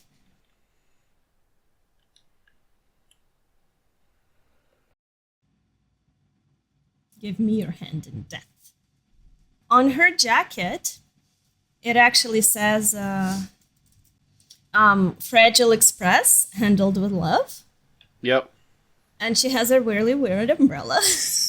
Do you think Handled with Love is a reference to, like, the babies? I don't know. It's like it could be because she asks him to. I don't know if it's in the beginning or toward the end. I don't know if she already said that, but she's like, "Come work for me," and he's like, "No, I'm just a delivery guy." So obviously, whatever she does is not just deliveries. So that's pretty intriguing. But doesn't Fragile Express imply it is just a delivery service? Well, yeah, but if he's like, no, thank you, I'm just a delivery guy, then it's something more. I guess, yeah. Yeah. And well, you can see the photograph a little better here, and you can see the lady in the back is apparently Lindsay Wagner, Yeah. and we can't see who the younger lady is, but she's pregnant, Yep. and They're in the White House, apparently. yeah, and there's a whole lot of theories on this, like what if like he's the president, or Lindsay Wagner's the president, or what if she's their mother-in-law? What if he's married to the So girl who's he's the pregnant? president, but he's best known as a delivery man. No. Yes. I mean, Solid Snake's clone was the president at one point, so it's not beyond him that he would do something like that. So, and yeah, and we can't really see the pregnant lady's face, so everybody's like, "Oh, I wonder who this is." Okay, okay, so I'll play.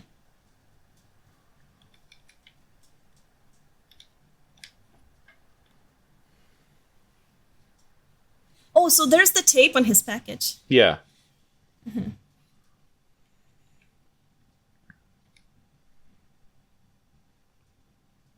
Give me your hand and flesh. So, like, they said Corellial, whatever. You think it's like density still chiral increasing. chiral density, yeah. Yeah, so that's the thing we talked about earlier. So, like the chiral allergy, and it could like I guess it could either mean that like more creatures are approaching, or whatever this phenomenon actually is, because we don't know. Maybe it could be referring to like worlds colliding, universes merging, whatever. It's it's happening. Yeah. And he's like, uh-oh.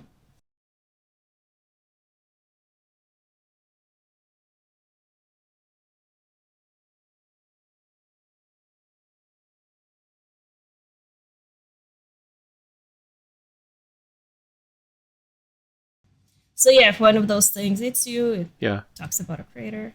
Okay. So, Can I ask a really random question about that line? yeah. Is that Guillermo del Toro delivering that line? Because I it don't know. sounds a bit like him, and I know he's in it, but it might just be his likeness. Well, I don't know. Okay. It could be because you saw the other trailers. There's one character that's Yeah.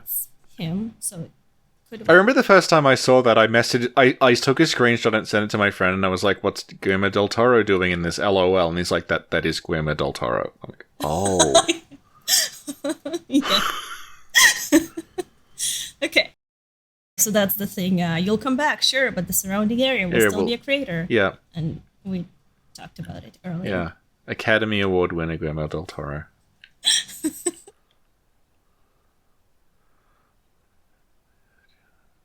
So he plugged in the baby, and this thing Yep. appeared. That's Yep. pretty trippy. Yeah.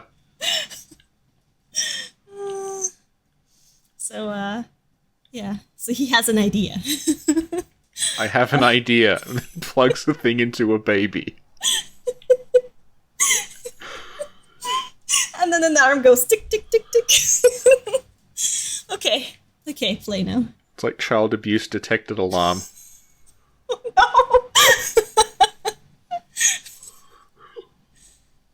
Oh, also, sorry, pause for a second. And I Yeah. don't know if you noticed, but in that scene, there's a little keychain that hangs from, let me rewind, from the baby capsule. Yeah. Like, right here. Do you see? It's a Yeah. little Luden's keychain. And Luden's Yeah. is like the Kojima mascot or whatever. Alright, yeah, yeah. Yeah. Okay. Yeah, his ridiculous Michelin Man spacesuit mascot. Yes. Okay, play.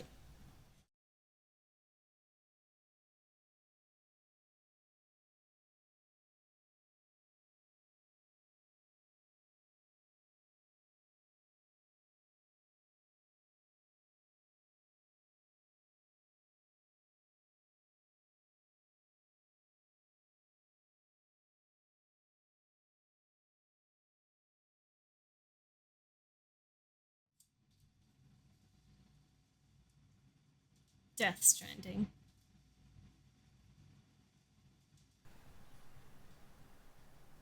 Oh, I just heard a baby scream. So cryptobite a day keeps the time fall away. Yeah.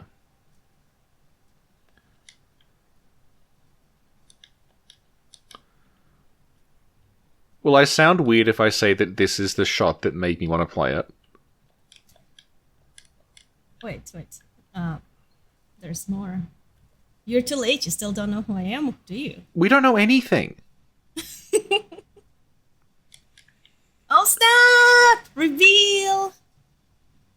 But it's not really a reveal because we don't know who this is. Give me your hand in spirit. Okay. She's standing with all the dead whales. Yeah. Yeah, it's what I was talking about before. Yeah. Yeah, just like he is in the first trailer. Yeah. And so a couple of things that I wanted to sorry, you were saying that's why did that shot make you want to play it? Because, like, I didn't really know anything about the game at all. And then when I was like, yeah, also Leah Sadu eats a maggot, I'm like, okay. I'm interested now. Yeah, and the maggot is actually a water bear. Right. And yeah, that's like quite a few people pointed it out. Like I saw it on Reddit by I Like to Draw and German67. And well, I was like, oh, cool, because I had no idea. Do you know about water bears, Richie? Yeah, they're little things. They live in the water, and they're very, very hardy. No, but I think that Yeah. might be important. It might be that, like, you can swallow them and they live inside you.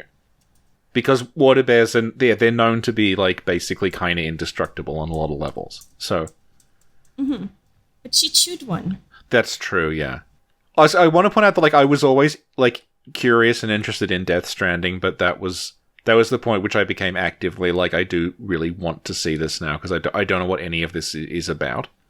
So Yeah, aren't you glad we're doing this now? yeah. Yeah, yay. And also, the water bears, and that's from a Wikipedia page, known colloquially, yeah, they're known as water bears or moss piglets. Yep. How cute is that? Do you remember the water bears from Demon Souls?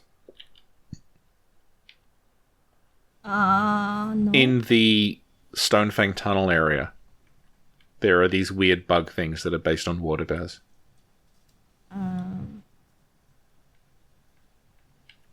No? Okay, well, Thank you. I don't remember at all. I should finish that. yeah, Never and Dark finished it. Souls. Shut up. Okay. So And Dark Souls 2. Okay, so actually, this makes me remember something interesting, and I'll send you a tweet Okay. that I'd like you to take a look at.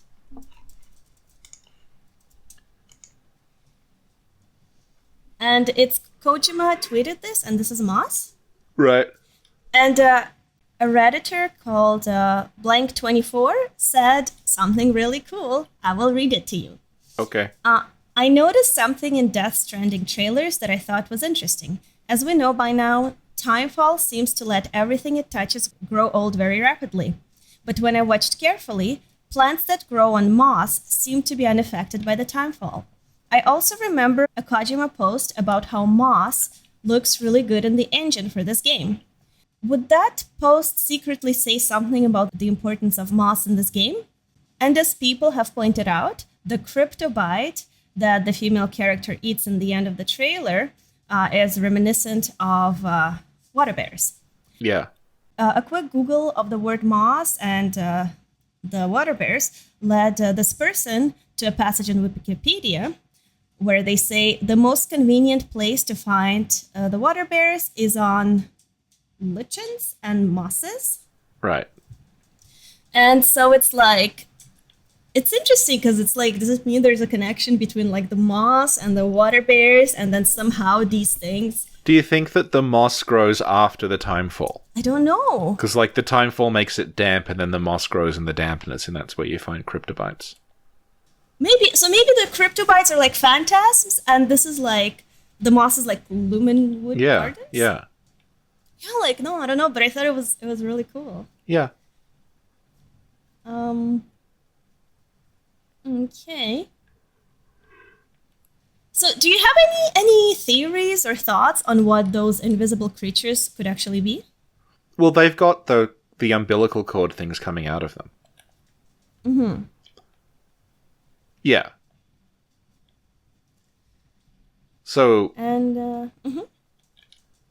like, I don't like. I'm wondering if there's going to be a reveal later on that like they're not hostile, but they just want to be touched or something. But they're just sort of like longing for connection rather than being actively malicious. Maybe. Or the stuff about give me your hand. Yeah. Yeah, it's possible because they kind of just hang around. It's Hideo Kojima, so Yeah. it's going to go completely off the rails. Like, I don't mean that as a criticism, but like, Yeah. all of his games start out like as something that's kind of reasonably cliche and predictable, and then as they go on, they just get increasingly bizarre. Mm-hmm. And there's usually like enough ideas in each one for 3 or 4 different games. Mm-hmm. Yeah. Oh, and another thing that people pointed out, for example, I read it in post by Asparagus62, Seshku, and DXVDBL, that those creatures, they seem Yeah. to have babies attached to them. Like, Yeah. I'll send you a screenshot. Yeah, through those umbilical cord things. Yeah, yeah. So it's, I don't know, it's weird, but it's spooky but cool, you know? Interesting. So I wonder also, like, could it just be like people who died? I don't know. I don't know where I'm going with this. I don't know. It's just it could be just like human spirits, you know what I mean? Maybe. But isn't it caused by a comet?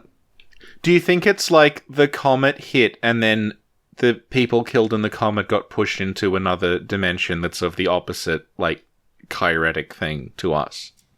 It might be, yeah. By the Yeah. way, it may not be a comment. It's in the trailer it said explosion, so Yeah. we don't know what it is. Yeah, but that's the thing. It could be just like people and their families that just like, you know, I don't know. Yeah. Mhm.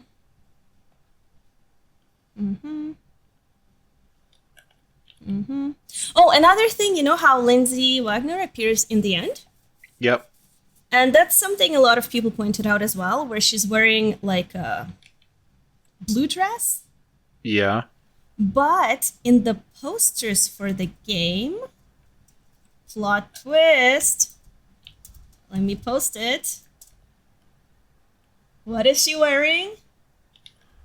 Hang on, I have to check this very important message. It's a red dress. It's a red dress, and also she's holding a baby, and there's an Yes. upside down rainbow. And you know how she has a necklace? Is this the necklace people tried to decode?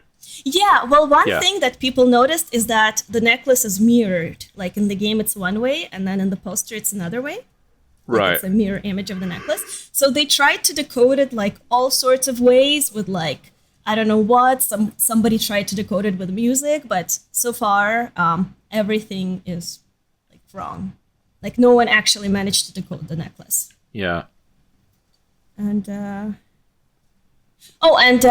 Bean Ultra has a whole thread posted on theories that's been disproven, which I'll put in Right. the comments. Okay. So that's really interesting. Because yeah, for the longest time, like people thought that it was music, and somebody even posted being like, "Yeah, it's music," but then that's been debunked.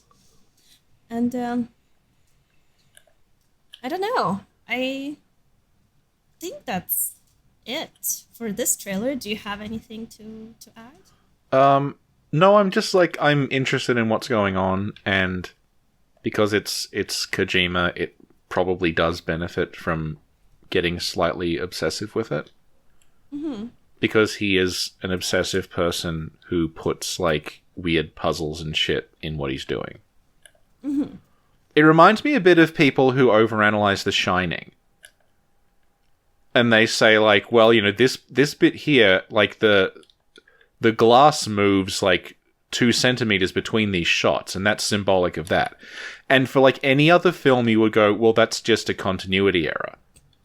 Mm-hmm. But it's Stanley Kubrick, who is kind of mad enough to have done that deliberately because he was an obsessive control freak.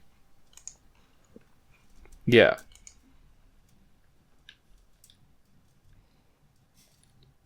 Mm-hmm. Yeah. Cool. Okay, so now we're going to watch the trailer number 3. So it's talking about explosions. Is it? Yeah, don't you hear? Yes. What? Were you joking? No, I was... Yes, because he's like, there was an explosion. There was an explosion. You're like, so here he's talking about explosions. So he's going to talk about the next explosion, which seemed to have caused what's about to happen. The character is using... Here Kojima is using dialogue about explosions to convey information about an explosion.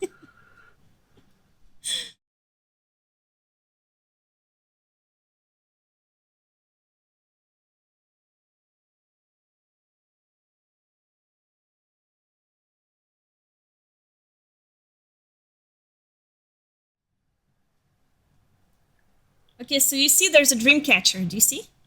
Hanging from the back of him, yeah. Yeah. Yeah. And then there's a corpse with some gold stuff on the face. Yeah. And the gold stuff on the face is interesting because, and I didn't know this, but a Redditor named Snoop Rocket wrote a whole thing about it. And I'll read it. And basically it's a thread called Golden Funerary Masks and possible ancient Egypt connections. Do you know about those? No, I know kind of what they're getting at, but I haven't read the thread. Okay, so basically it says, in the latest trailer, we see what appears to be the Corpse Disposal Team 6 failed attempt to escort a body to the disposal site. This wrapped body curiously bears a golden mask, which set me off on some cursory Google search. And here's what the person found. The use of golden funerary masks spans multiple cultures with the protection of the dead and safe transit from the mortal realm to the afterlife being a common purpose for the ancient Egyptians. The soul would need a mask to recognize its own body as well as have a face for the afterlife. And it was also used to strengthen the spirit of the mummy and guard the soul from evil spirits on its way to the afterworld. This concept is not limited to the ancient Egyptians. Golden funerary masks were also used by the southern Chinese to protect their dead from possession by evil spirits.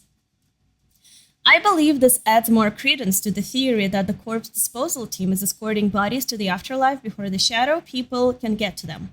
Perhaps the funerary mask is just symbolic in the trailer, though it could be an actual process the team has to utilize for safe disposal. The Egyptian Book of the Dead may provide more clues if this is the case. The Tale of Osiris would be a good start, in my opinion, as death, repairs, and the underworld appear to be major themes in Death Stranding. Yeah, so that's kind of interesting. Yeah. Actually, can you just rewind the thing so we can have a look at the mask? Yeah, for sure. And then we'll see someone else with a golden mask as well later in the trailer. Yeah, I was just wondering, like, does that look like a mask really to you, or does it look like it's some sort of weird, like, corrosion? I don't know if it's... To me it looks like... Okay, can I be honest? Yeah. How I pictured this is, sometimes in arts and crafts, you can get golden, like, sprinkles to put on art. Yeah, gold So somebody took one, and just put it on someone's face. Yeah. That's how I picture this happening. Right. Mm. And there's also, like, black paint under it or something. Yeah, I'm not sure what it is. So was this just, like, an arts project? Well, games are art, so that's what he's subtly saying to us. He's saying games are art, but only in the sense that if you went to an art supply store and scattered gold leaf everywhere. Awesome. awesome. And obviously, because, okay, I don't know how trailer analyses work, because sometimes people... Well, they don't. No, but people are like, well, there's a car that's upside down and it's in a dark environment. So, like, there was a crash in the dark. And I'm like, yeah, that's, like, intuitive. Like, do we have to say these things, or? Well, if you're on YouTube, you apparently do. 'Cause I don't remember what I was listening to, but some trailer analysis for some game where it was literally just describing everything. It's like, yeah, I know, I have eyes. So do you think there's like a happy medium between just describing everything that happens and whatever the fuck we're doing now? What are we doing now? Well, I don't know what this is. I think this is the happy medium. Okay. Oh, no, actually, no, I take it back. The worst is when there's nothing to say at all. So they, like, theorize something that might happen. Mm-hmm. Like, could Star Wars Episode 9 connect to the prequel trilogy? And that ends up being an hour long. And the answer is maybe.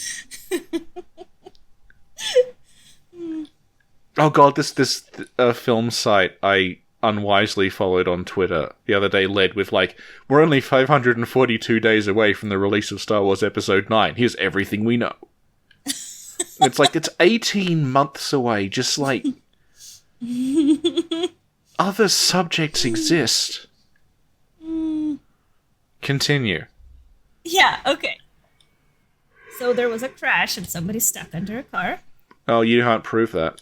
Do you remember that Kojima, like, showed this off with Lego Men? Do you remember that? Yeah. There was Yeah. it a tweet also? Yeah, and then we were like, Yeah. oh, that's what he meant. Yeah. So this is why, like, this level of speculation about Kojima stuff is not unfounded in this case. Yeah. Because he literally did foreshadow this by tweeting a photo of some Lego. Yeah. Yeah. And the thing started working. That means monsters are nearby. Did you notice that? Yes. Yeah. And also, on his arm it says CDT, Corpse Disposal Team. Yep. And also you're going to notice that the guy's going to start to age because timefall is falling on his face. Yeah.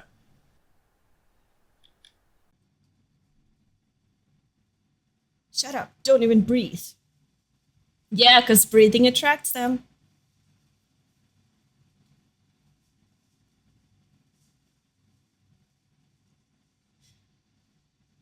So I like how the actual shoulder thing is done, because it's like, it's going crazy now, and like the enemy is closer. Like, you don't need this explained to you, you know?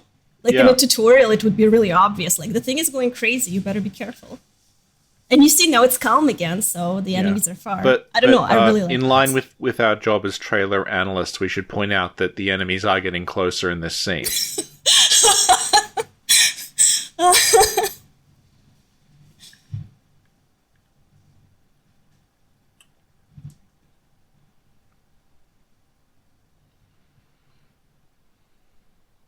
Okay, and creepy stuff is happening, look. Oh yeah. Yeah, the black paint is everywhere, and the... No, yeah, it is definitely a mask. I was wrong. Oh, wrong yet again? Yeah, I'm constantly wrong. Well, I've only seen these trailers once, and I didn't think we were actually going to do this. Look, there's a guy. Did you see there's a guy? So basically the corpse went crazy, and then the black stuff was everywhere, and then the sparkles went away. Yeah. And then he saw a guy. Did you see like an invisible guy? He saw a guy. Did you see it though? What? In the like a guy. Did you see the invisible guy? I'm not sure what that means. Okay, I'll rewind. Okay. Like this guy. Oh, yeah. Isn't that one of the weird monster things, though? Yeah, well, it clearly is a weird monster thing. Yeah, so it's not like a guy. Well, it looks like a guy, look. It's like a bro, look at him. It's a dude. Or a girl, I don't know, but look, it's a human figure looking. Yeah, okay. Okay. And then the monster or whatever is getting closer. And then if you look on the ground, there's red stuff. It's like a reaction or whatever. I thought that was blood, but yeah, it is red stuff. It's similar to like the Mars surface stuff you saw before. So do you think it's like that? The what? Sorry? You know, when we saw there was like a red thing and we were like, it looks like Mars. Do you think that's what Looks causes like Mars? Oh, right. Yeah. Well, no. I don't know. Good. But I was looking at it and I'm like, what the F going on? And I found a thread by Venom Awakens GR, and they point out that it's actually because Sam is hurt in this scene, and there seems to be blood coming out of his leg, and it comes into contact with the ground, and that's what might be causing this weird reaction to the ground. Yeah, and that would make sense if Sam has some genetic thing that makes him like, yeah. So, and then I thought, oh, Ashes of Ariandel?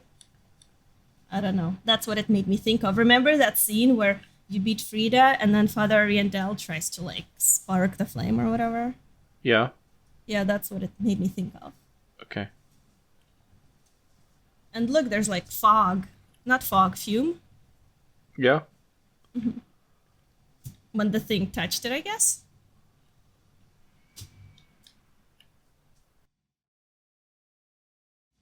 They're surrounded.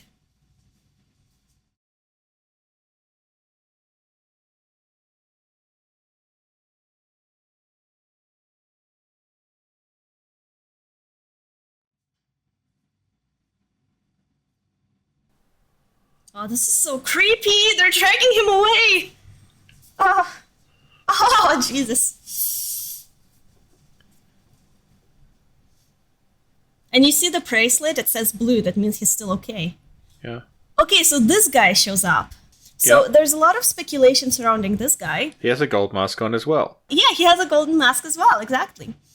And another thing is that, I don't know if you remember the second trailer with Mads Mikkelsen, but he does a similar gesture. Oh, so you think this is Mads Mikkelsen's character? Well, I don't know. Could be. Okay. Could be someone else. Could be maybe they have a bunch of people who are, doing that gesture, which just seems to mean like spread out or something, like go. I don't know. Yeah. Yeah, because in that trailer he had these like people stuck to him. Yeah. Yeah. Yeah. And just to rewind real quick, it's weird, but it seems like Sam notices him, but the other guy doesn't. Yeah. So like Sam looks at him, but the guy doesn't. Yeah. So I wonder if he's not even meant to be seen. You know what I mean? Maybe the guy thinks he's invisible, and then Sam just sees him. Yeah, because Sam's got whatever factor it is that lets him sense the Yeah. And I don't think... Oh, another thing I just noticed is that you see the guy's little arm, it doesn't detect the other guy. Yeah, but doesn't it just detect alien things?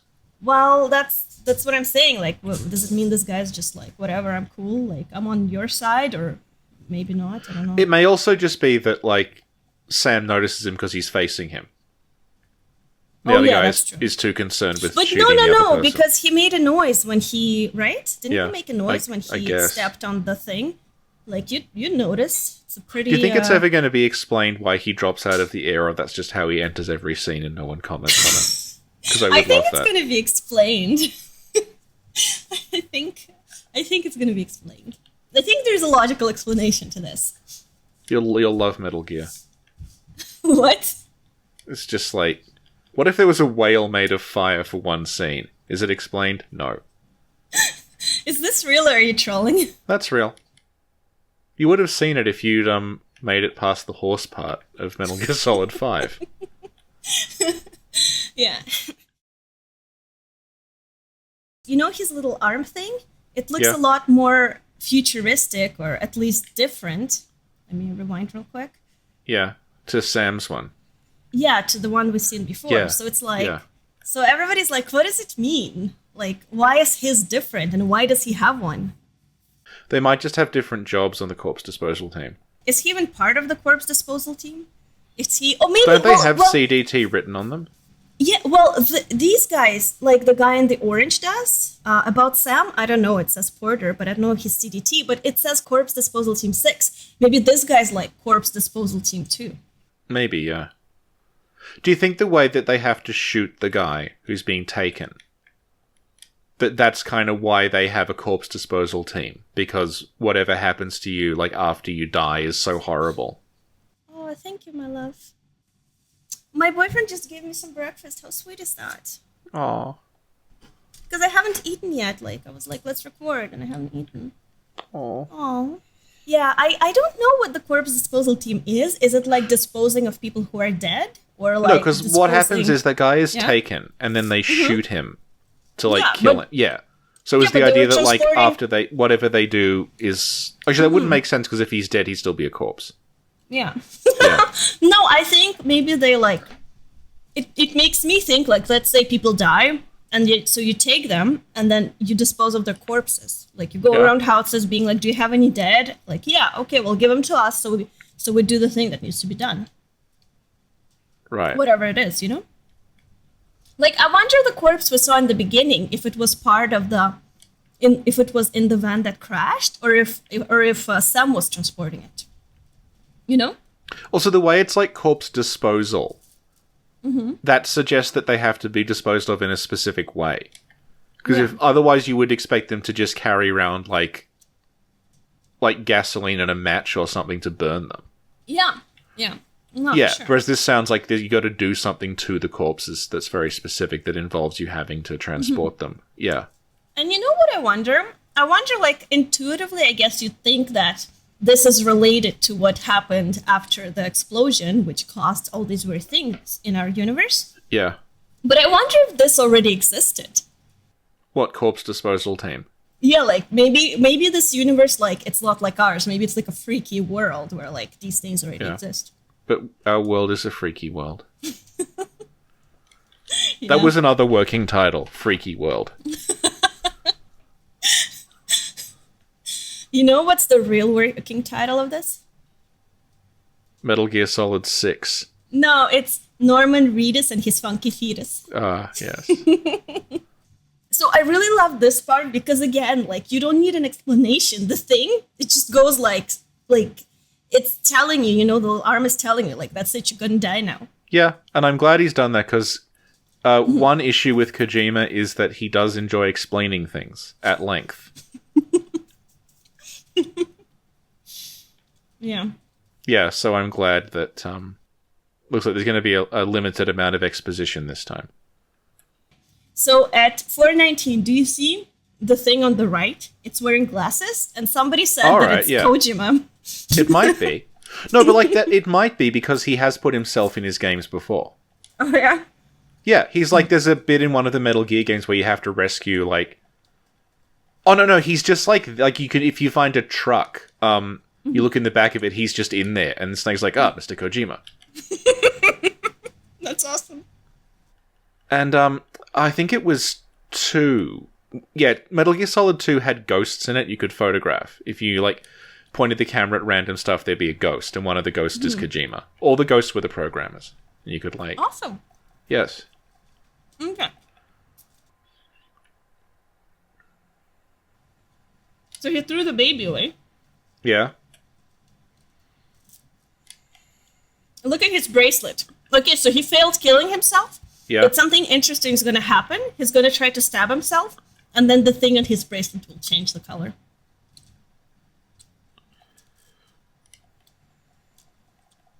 Do we have to point out that something weird is happening to the gravity? Yes, we do. Alright, pause here. Time for a trailer rewind. You can see something weird is happening with gravity in this scene. But what? Okay, this is also something I found kind of interesting. So he picks up a baby, right? But Right. he doesn't plug it in. Well, how's it going to charge now? Is that a Wi-Fi baby? It might be. It just might be. Or a Bluetooth baby?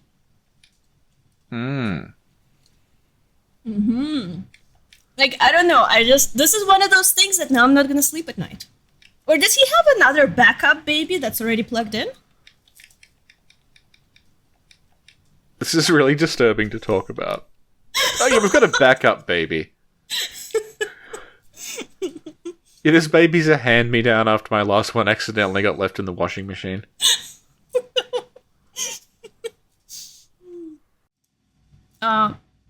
Also, okay, and I don't know where I read this, but there are little crabs going up. Yeah, I can see one, yeah. It's in the middle of the...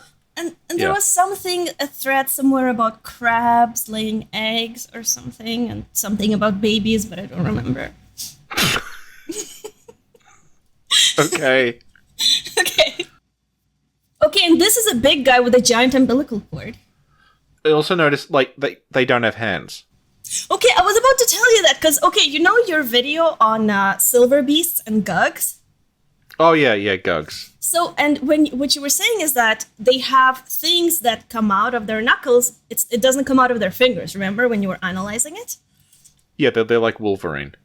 Yeah, exactly. So when I saw this, I'm like, oh my god. So I'm going to look at this carefully and maybe we'll notice a similar thing. And then I'm looking and I'm like, oh my god, they don't have arms. They don't have hands. Yeah, like the hand thing seems really important. Yeah, but do you know what's going to happen? Like, I was like a little perplexed, but it's going to make sense in about 5 seconds. Okay. Are you ready? Yes.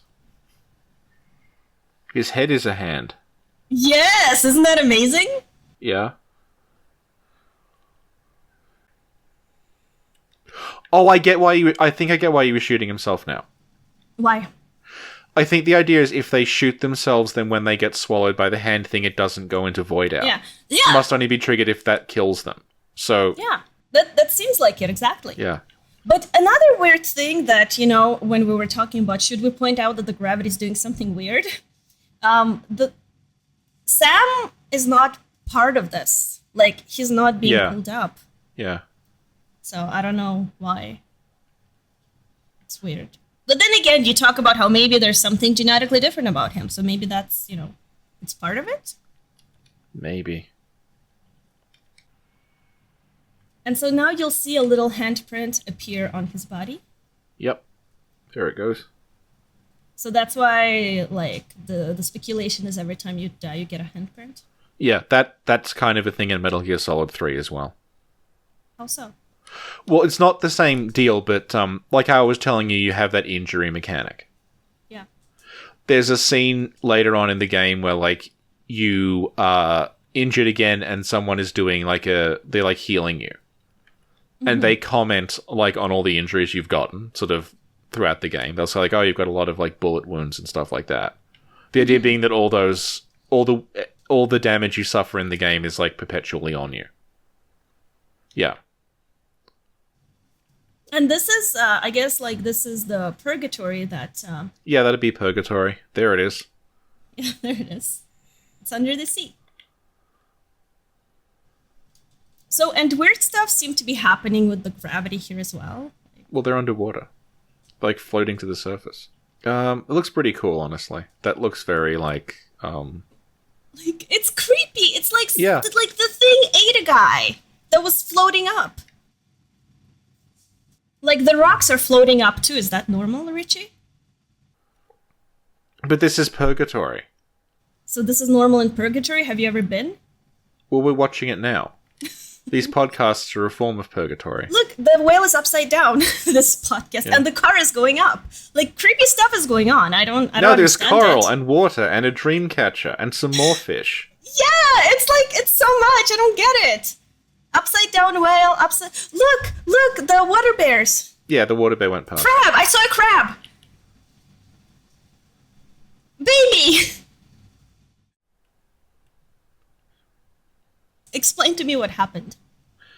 Well, it looks a lot like it's like a lot of like birth imagery and stuff, where like he's in this sort of womb-like water thing, and then he's yanked out with a rope that's kind of like an umbilical cord. I think that's what he's going for, like, symbolically.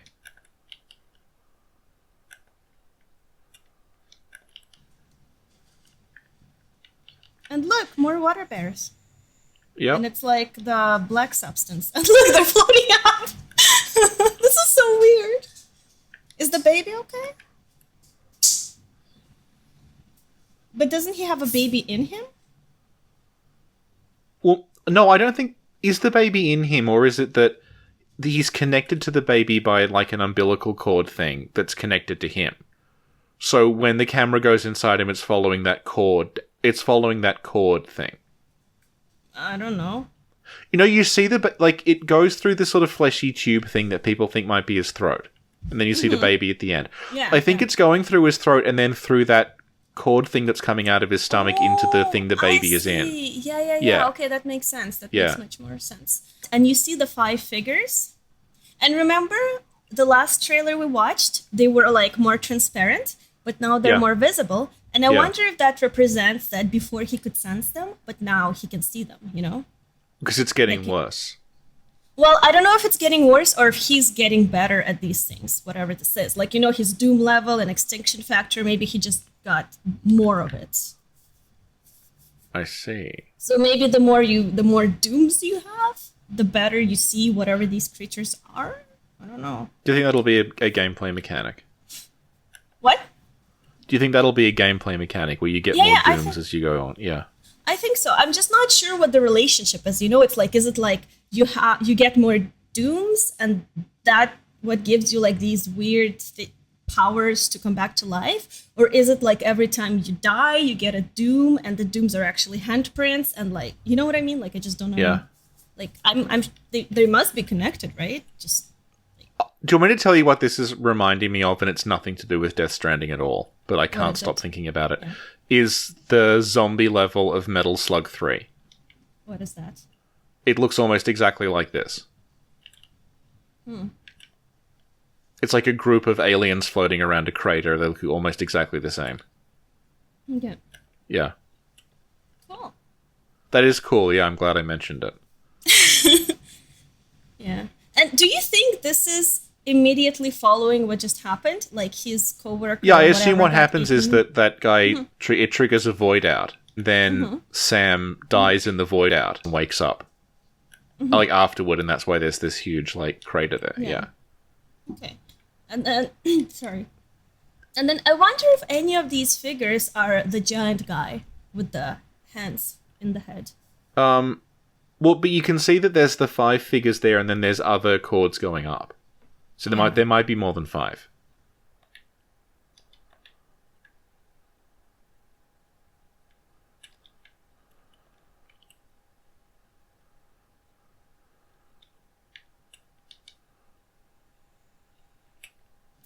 So now he said, then came... So as you can see, Sam is discussing an explosion.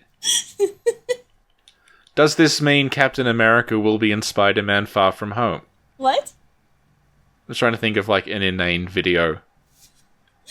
So, no, he said that that's the explosion I told you about earlier, and he's like, yes. Then there was an explosion and it will be our last or whatever, you know. Yeah. So that's it for the 3rd trailer, which we watched second. Yeah. Any thoughts, comments? No, not more than we already said. Okay. But you know the whole idea of like an explosion and then something happening or it having some sort of significance? Do you know what game it reminds me of? That game with the explosions in it. Yes! Which one? You're supposed to know this. You're my friend, Richie. Asteroids. No. Missile Command. What kind of a friend are you? This is basics and stuff. BioShock? No. Oh, okay, that's a good answer, but no. Dishonored? That's also a good answer, but no. Pirate Rescue Rangers game only available on the Dendy. Infamous.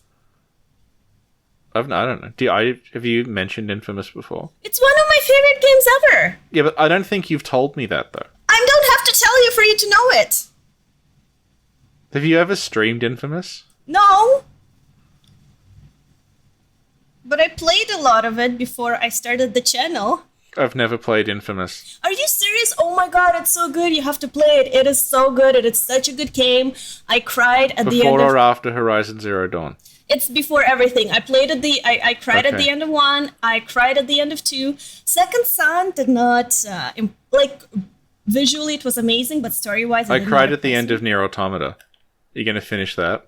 Why are you making this about you? We're talking about Infamous. Go on. Thank you. And it's a really good game, and the story is really good, and the gameplay is so smooth and fun. I'm gonna stream it again. I mean, not again. I'm gonna play it again, but stream it this time. And it's Okay. like the enemies are actually like it's interesting, and it's just it's so good. Okay. Okay. Let me just look through my notes real quick. So we did mention that the bracelets are a health bar, and I think that's actually really neat. Like, I kind of Yeah. hope that in the game there's no, like, menu. There's no HUD. Yeah. Like, you know what I mean? It's just like, Yeah. yeah, I really hope so. So you'll know that, like, your health is low because of the bracelet, you know enemies are near Yeah. because of your arm. Like Dead Space does. Really? Yes, Yeah, yes, 'cause- yeah! You have the thing on your the back. indicator That's on the right. thing. Yeah. Oh, I love it. I also love Dead Space. Dead Space 2 is the one I played. I've never played Dead Space. What is wrong with you? I only know that because I listened to a podcast about Dead Space. No, but it's a really cool game. Like, I played Dead Space 2, which was like Yeah. a mix between action and suspense. I didn't have enough courage to play Dead Space 1, but I watched it. Right. And I played Dead Space 3, but it was too much action and not enough, like, suspense for me. Okay. But, yeah. But there were, oh my god, I still remember that one moment in Dead Space, and people who play it will remember it, is when the sun jumps out at you. I almost died. The Sun, SON or SUN. The sun in the sky? Oh, okay. Like, they'll know what I mean. And Yeah. I almost died, and I screamed, and I had to take like a break because I'm like, oh my god, because it's already an intense area, like, and it's like it's creepy, and it's like psychologically creepy because of where it is, and you're like, oh my god. Okay, we're okay. We're not in death space now. It's gonna be okay. So. So we did talk about the gold and stuff. Yeah. What if it's just like, because it's cool. What if it doesn't actually have any implication? Maybe it just looks good. It's like tradition. Maybe. But it could also be like a gameplay thing where you have to put stuff on the dead so that the spirits don't find Yeah. them. Huh. Yeah, I'm... we don't know. Yeah.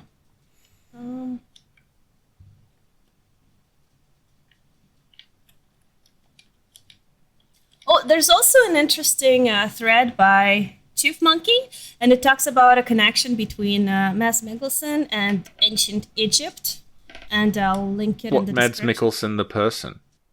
Or the character he plays? Okay, yeah, I was confused for a second.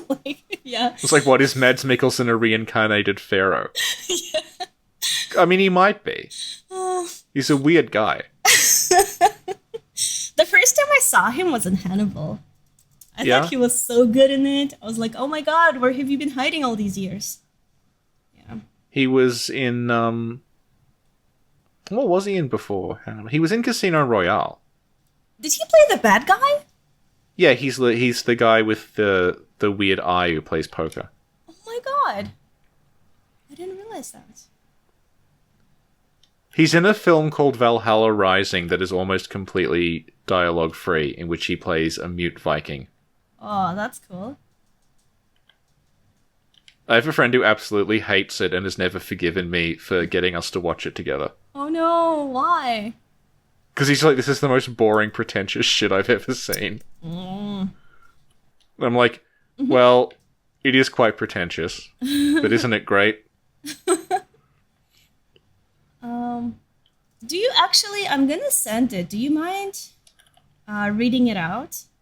It's an interesting post. Yeah. Let me just, I love reading interesting posts. Are you making fun of me? No, I'm just like, it just seems like something I would tweet as a non sequitur. Logging on the internet to read interesting posts. Okay. So, where is If I was feeling a little bit random.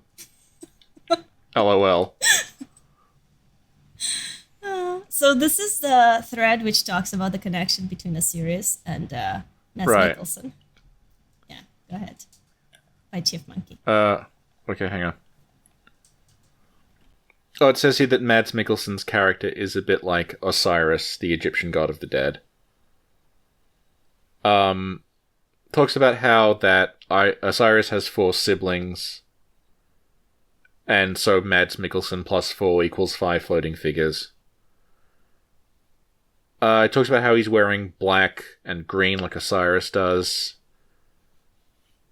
And talks about how the eye, the right eye of Mads Mikkelsen's thing is symbolic of the Eye of Horus, which is the sun. Talks about how like the golden masks on the golden masks on the bodies are a bit like the golden death masks of mummies. Mm-hmm. And the cuffs are like ankhs, which are symbols of life in ancient Egypt. Mm-hmm. Cool, thank you. And there's another thread here. Oh, okay, this one's... I honestly did not notice this at all. And this is by... Khashru Ahmad, and like if you click it, you'll notice that in the trailer there was another like an invisible guy with arms that were crossed. Yeah. But this one really makes me think of some sort of an Egyptian thing, you know? Yeah, it does, the pose and everything. Yeah. Yeah. Oh, that's cool. Okay.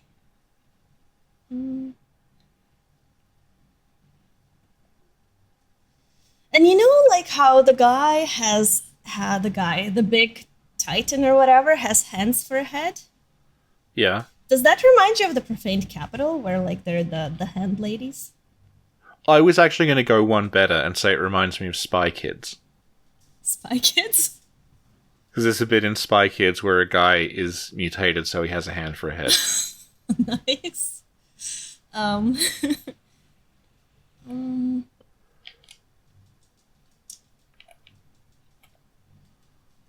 Okay, I think that's about it for this one. What do you think? I think it's almost 3 a.m.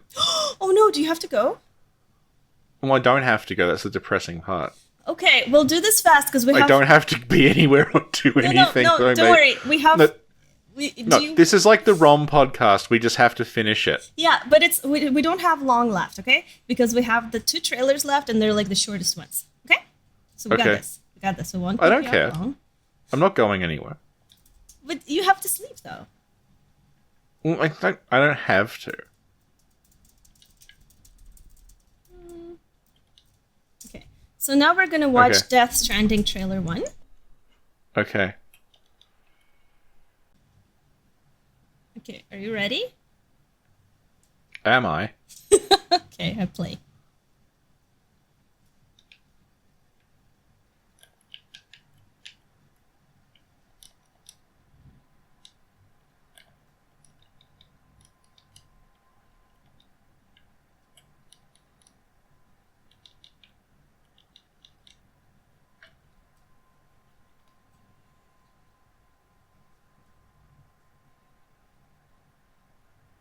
So we see crabs, right? Or whatever. Are these crabs or lobsters? Yeah. No, these crabs. No, it's things from the... Oh, because it's Death Stranding. It's like Stranding or whatever, which we talked about. Yeah, this is one of the first ones we saw. Yeah. Yeah. This is the first one. This is the first one released. Yeah. So the monster is coming toward him.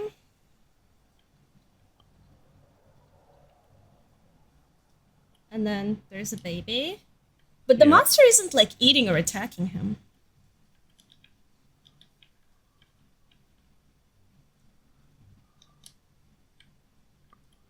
Aww.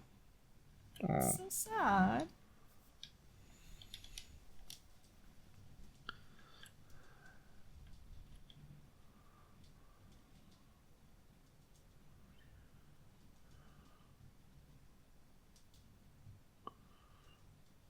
Oh no.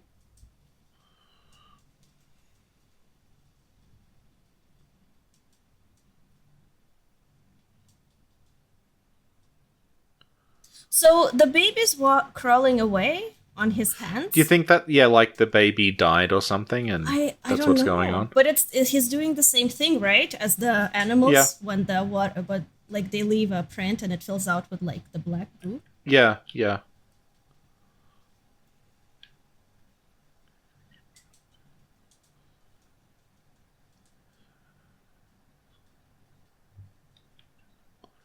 And so there are the 5 figures again. Yep. And it looks like the scene where we saw Lindsay Wagner earlier. Yeah, it's the same background. Yeah. And this is what Death Stranding is, and the thing you talked about. Yeah. Citizen Stranding or whatever. Yeah.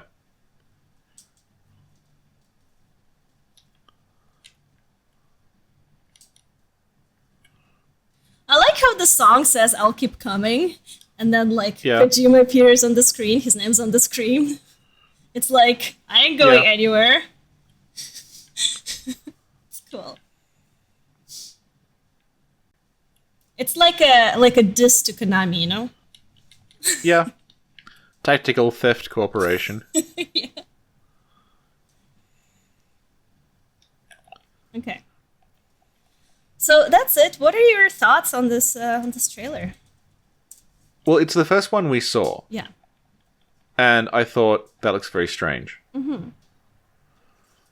Back then, like at this point, and also the one that was after this, where they had Guillermo del Toro in it, I thought it was going to be like a Children of Men scenario, where like no babies were being born,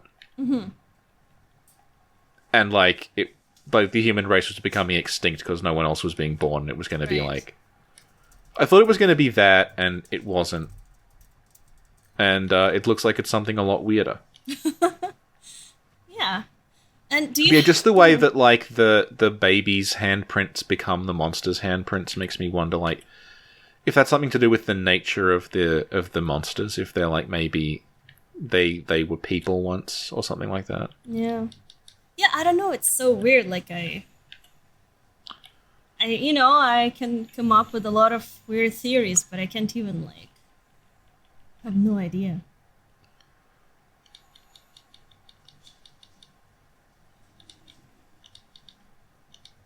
And I don't know if you noticed, but on his like I think chest, you can see like a scar.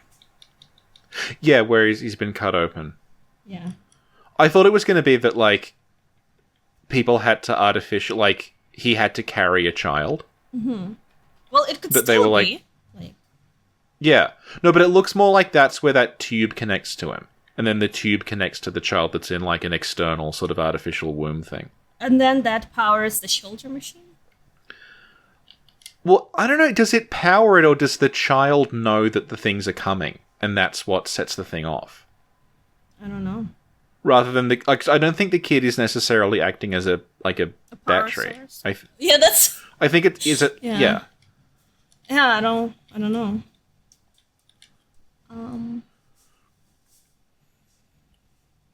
So this trailer, do you think, like, if you had to, like, just invent a little mini timeline, do you think something happened?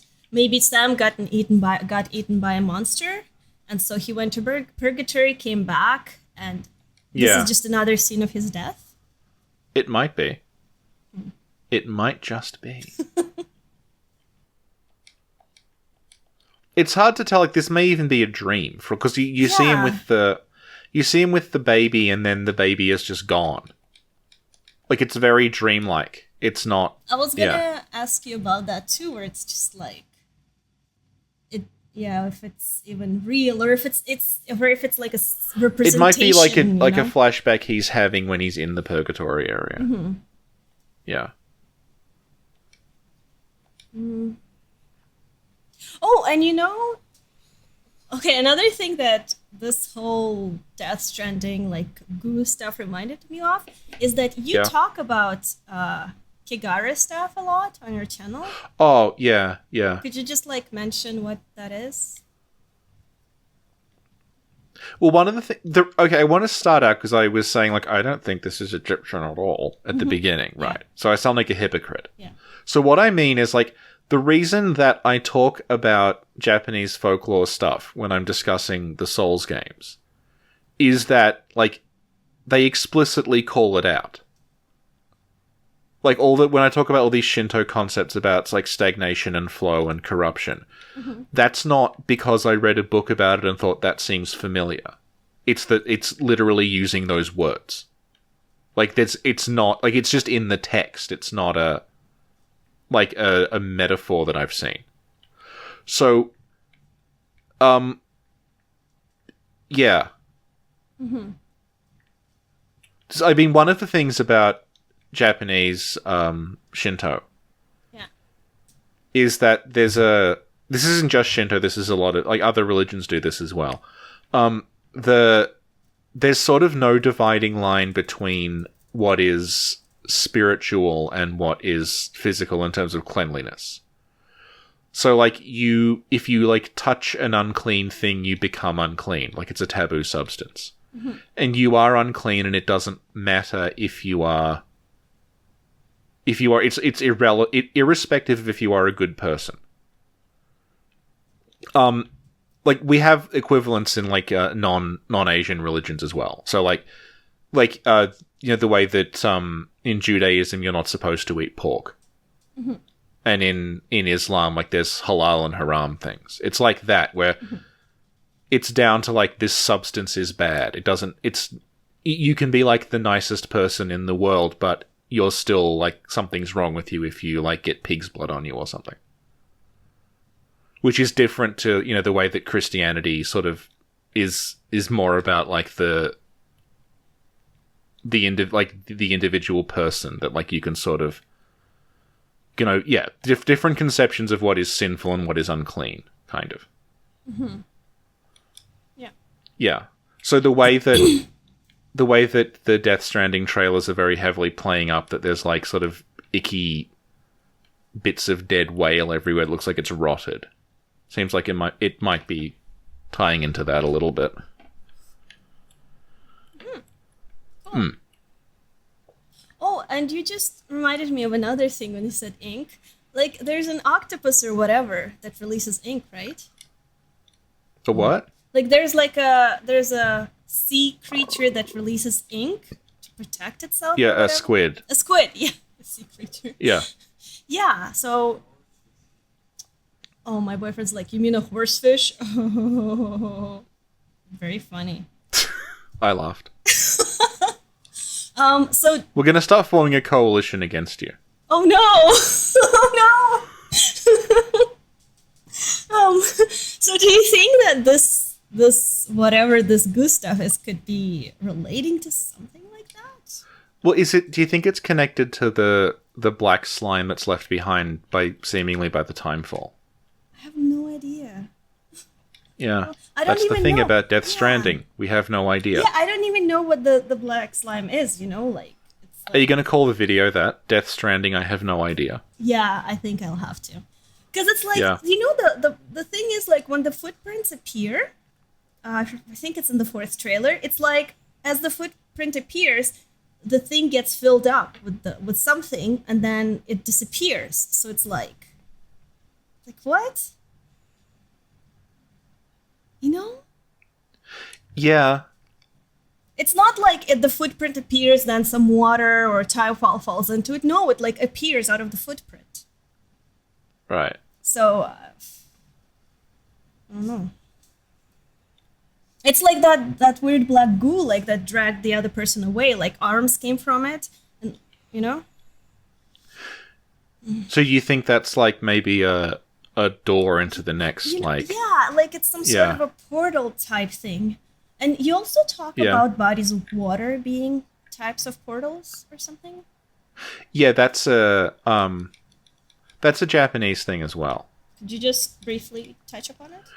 Well, it's not even specifically a Japanese thing. I just talk about it in that context because that's where the Souls games are from, and that's the language they're originally written in, Redgrave. But the reason, like, in Bloodborne, the idea of Moonside Lake and the idea of all these alternate worlds that are inside bodies of water is that, like, if you look at a city reflected in a lake, it's almost as though there is another city under the lake that like you're seeing the reflection of. Like the idea that, you know, if you looked into a mirror, what if it wasn't really a mirror? What if there was like another opposite world on the other side? Yeah. And there's a lot of stuff about using bodies of water as a metaphor for enlightenment. The idea being that, like, if you look at the moon and the stars in the sky, they seem like they're these huge, insurmountable things. But then, at the same time, you can see the moon reflected in a drop of water. So the thing that seems like it can't be grasped can be contained in something small. So that's a way of looking at enlightenment. That, like, you might think you can't understand the cosmos, but really, you know, you can contain the cosmos in a drop of water. So you have to look at it that way, yeah. Cool. Thank you. And another interesting thing is a Reddit user, Lord Largo, pointed out, and I will link it to you. Oops.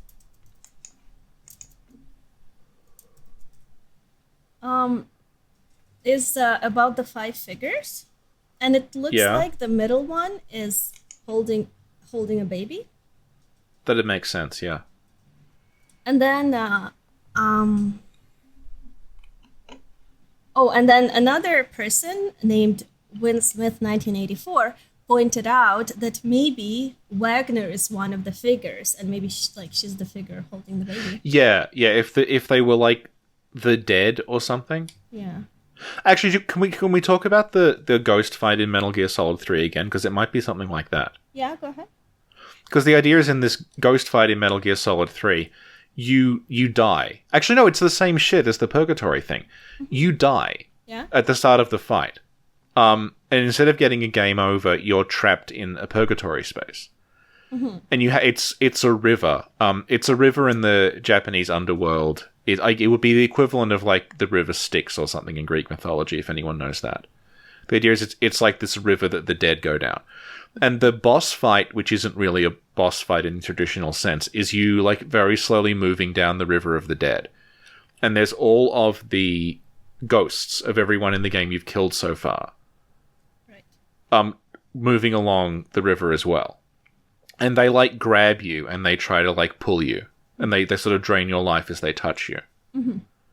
And that's quite similar to what I'm seeing here with the hand things. Yeah. Yeah. Cool. Thank you.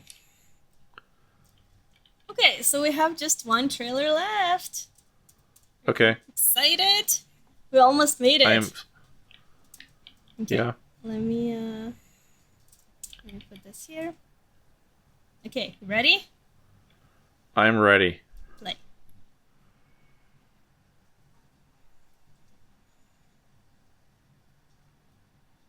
So another upside down rainbow in the body of water. Yeah. More. It seems like reflections and inverse things are going to be a big part of this. More crabs. Some of them are discolored. Oh, look. A doll of a baby. Oh, broken. Yeah. And here's Guillermo del Toro. Yeah. And look, he has a cuff. Like the health cuff. Yeah. And you see like those I've completely forgotten about this part. Yeah. The planes and later on there are tanks, they have the same sort of weird umbilical cord things on them. Yeah. And like if you look, you see the Bridges logo that we talked about in the beginning. Yeah. And he's got like it looks like a scar on his head. Yeah, so I wanted to ask you about this. What could it mean, the scar on his head? Because Sam has a scar on his abdomen. Yeah. So does he have a baby? But I don't know what in this his means head? here. No, because isn't he carrying a baby? Yes. But it's not connected I wasn't to him. being Yeah. serious. Well, you might. Well, no, but it's not out of the question. Maybe there's a baby controlling him, like in Men in Black. Remember? What? Some sort of boss baby? I don't know. I haven't seen Boss Baby. Is Death Stranding a sequel to the Boss Baby? Doesn't it already have a sequel? Yes, it has an entire TV show that's a sequel. Oh god. No, but do you remember Men in Black when the guy's face opens and there's Yeah. a little alien inside? Yeah. Well, maybe there's a little Yeah. baby inside there. Huh? Huh? Okay, my boyfriend does not approve of that theory, so we will move on. Yeah. Okay. He's looking at me like I'm insane. Do you know the last time he looked at me like that? Do you know when that was? When I was trying to explain to him the concept of Baba Yaga's house. When I was like, yeah, she lives in the forest and she has a house, but then the house has chicken legs, so you can walk away sometimes. And he's like, Yeah, what but kind of crack are you I on? understood that as a small child. It's very simple. I don't know, he questioned his life choices. If the house could move without chicken legs, it wouldn't make sense. Babe, Richie said if the house could move without chicken legs, it wouldn't make sense. Yeah. Wolf legs. Why? Yeah. Why not wheels? Good question. Well, I guess if it had wheels, it would be difficult to move around in the forest because she'd keep crashing into things. It's So true. Yeah. yes, it's all been thought through. Slavic mythology is the most accurate mythology. You know, we have a goal when we reach a certain thing on Patreon. We're gonna talk about Baba Yaga, like Slavic folklore. Yeah. So be prepared, Richie. All right, I don't care. I'm down with that. You don't know that? Awesome. So yeah, and also another thing that's really weird is like, you know, like the whole thing is like in shambles, but he has like a perfectly tidy suit on. Like he doesn't fit in there. It's like, it looks like he just left a meeting and then he's like, oh, the world just ended? Nobody told me. Nobody told me Academy Award winner Guillermo del Toro that the world had ended. Yeah. So I don't know, it makes me think like, is this real or is this in his head or like, is it like, it's Oh no, I think this is probably real. But it's so weird. Maybe he walked through a portal? Like, anyway, let's keep Why is he walked through a portal more normal to you? Oh, that why he's not dirty. Yeah, that's why he's just out of place, yeah. And it's like also he seems pretty modern dressed and the whole thing seems to be a lot older, you know? Yeah. Okay, so play.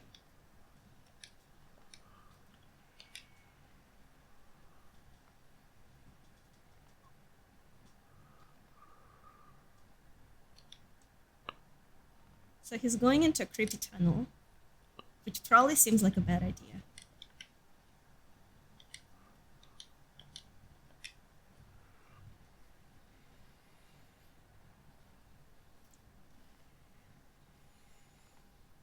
Yeah, these things look great. Oh, they make me think of like One Reborn tanks.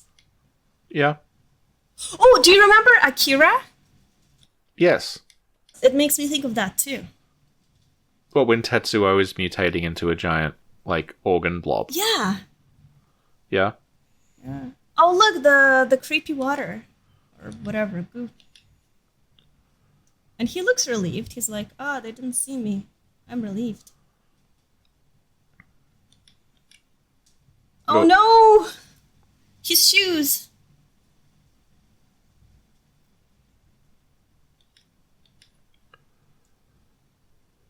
So he plugs the baby in, but he doesn't have a shoulder arm thing. Oh, so he must have the same, like, connection thing. And this is so creepy because the baby it's being pulled by a string, but also it has like a scar, like Sam. It's so weird. Yeah.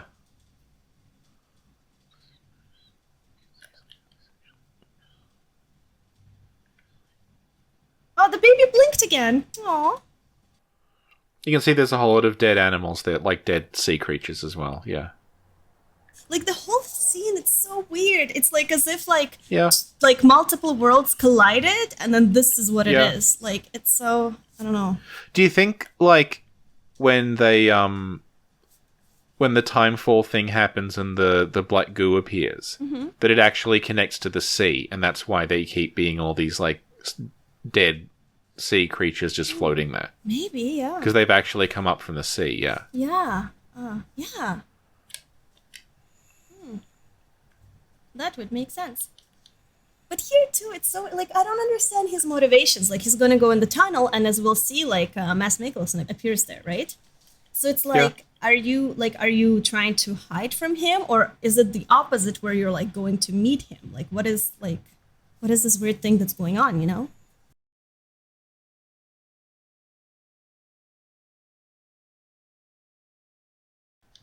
And like, what is that?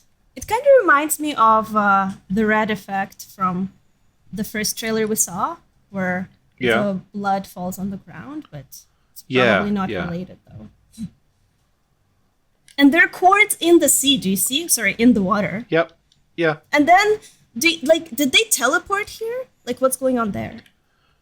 Well, is it similar to how he appears in the other trailer, where he just sort of No, because he goes from like. No, but up. I mean, maybe he can just drop in places. Yeah. So that's like really creepy too. And he comes with a couple of soldiers. Yeah. And then at this point, they should actually see Guillermo del Toro over there, right? Because he's like right there, unless he ran away. And look, he's covered in all that goo. And this, I think, is really cool. And then a little rainbow appeared as he did that.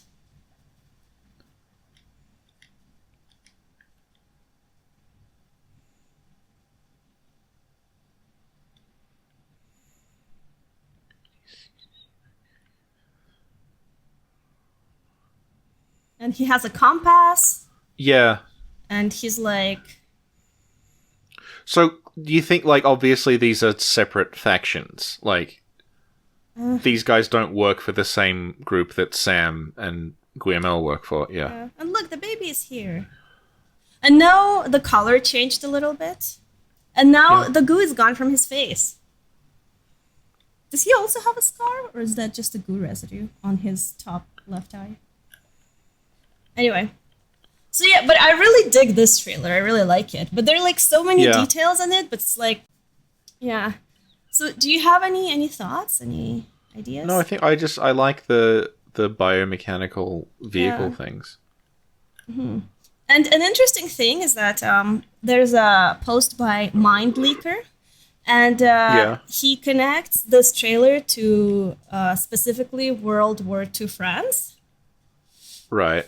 And let me just double check. Well, France would make sense if Léa Seydoux in it, because she's French. Yeah. But maybe she's like part of it's in France. Yeah. Yeah, that would be cool. And he outlines like different things why it's World War II. He or she points out that there are these telephone poles that like are present in French architecture in the trailer. Right. So that's pretty interesting. And yeah. Do you think like the time has something to do with World War II, that it's like pushing it back? Yeah, like I probably like it's I don't know. Yeah. Remember like the red moon and stuff where like the boundaries between the worlds are blurred and stuff like that. Yeah. Maybe they didn't eat their crypto bytes and this happened. Do you think they'll actually like have limited edition Cryptobite things you can buy that are like a little water bear made of gum? I hope so. Like gummy bears, but like water bears. Yeah. Yeah. That would be awesome. And like, you know the last scene where he looks like where Mads Mikkelsen looks really like weird or whatever? It reminded me of the scene where Léa Seydoux it's a Cryptobite. Like I don't know why. Because they're both weird. Yeah. Yeah, I guess. Okay. That's one way of looking at it.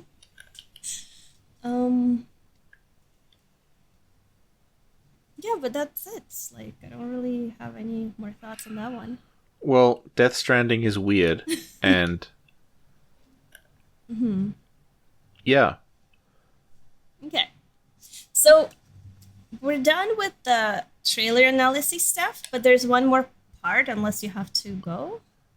No, it's okay. It's only 3:15 in the morning. Well, it's fine, because I don't understand what you just said, so I'll assume it's like 7 p.m. for you. It's a perfect time to talk. Yeah. Okay, so a couple of things that I like found really interesting that I just wanted to talk to you about. and they don't Okay. necessarily relate to like a trailer specifically. But you know Right. how Ludens is the Kojima like productions mascot? And Yeah. people, like for example, Freed Moxie and Mishari222, pointed out that there seems to be similarity between the mascot and some stuff we see in game. So like what Sam wears is similar to what the mascot wears. And here, Oh, yeah, yeah. like the art is reminiscent of the trailers. Like it says, for example, I think bridges on the patch, on the side or whatever. Right, yeah. So people have speculated that maybe the whole Ludens thing plays a bigger role in the game than we know. Maybe. And another thing that happened is I recently, I went on, well, recently, I think a few weeks ago, maybe, I don't remember, but I went on Kojima's Twitter, and I saw this, and when I saw it, I was like, oh my god, another Death Stranding trailer? Like, play it. Okay. But it wasn't. It was just like a Kojima Productions Oh, thing. that's just like their logo thing. Yeah, but do you see in the beginning how it's like totally Death Stranding? Yeah.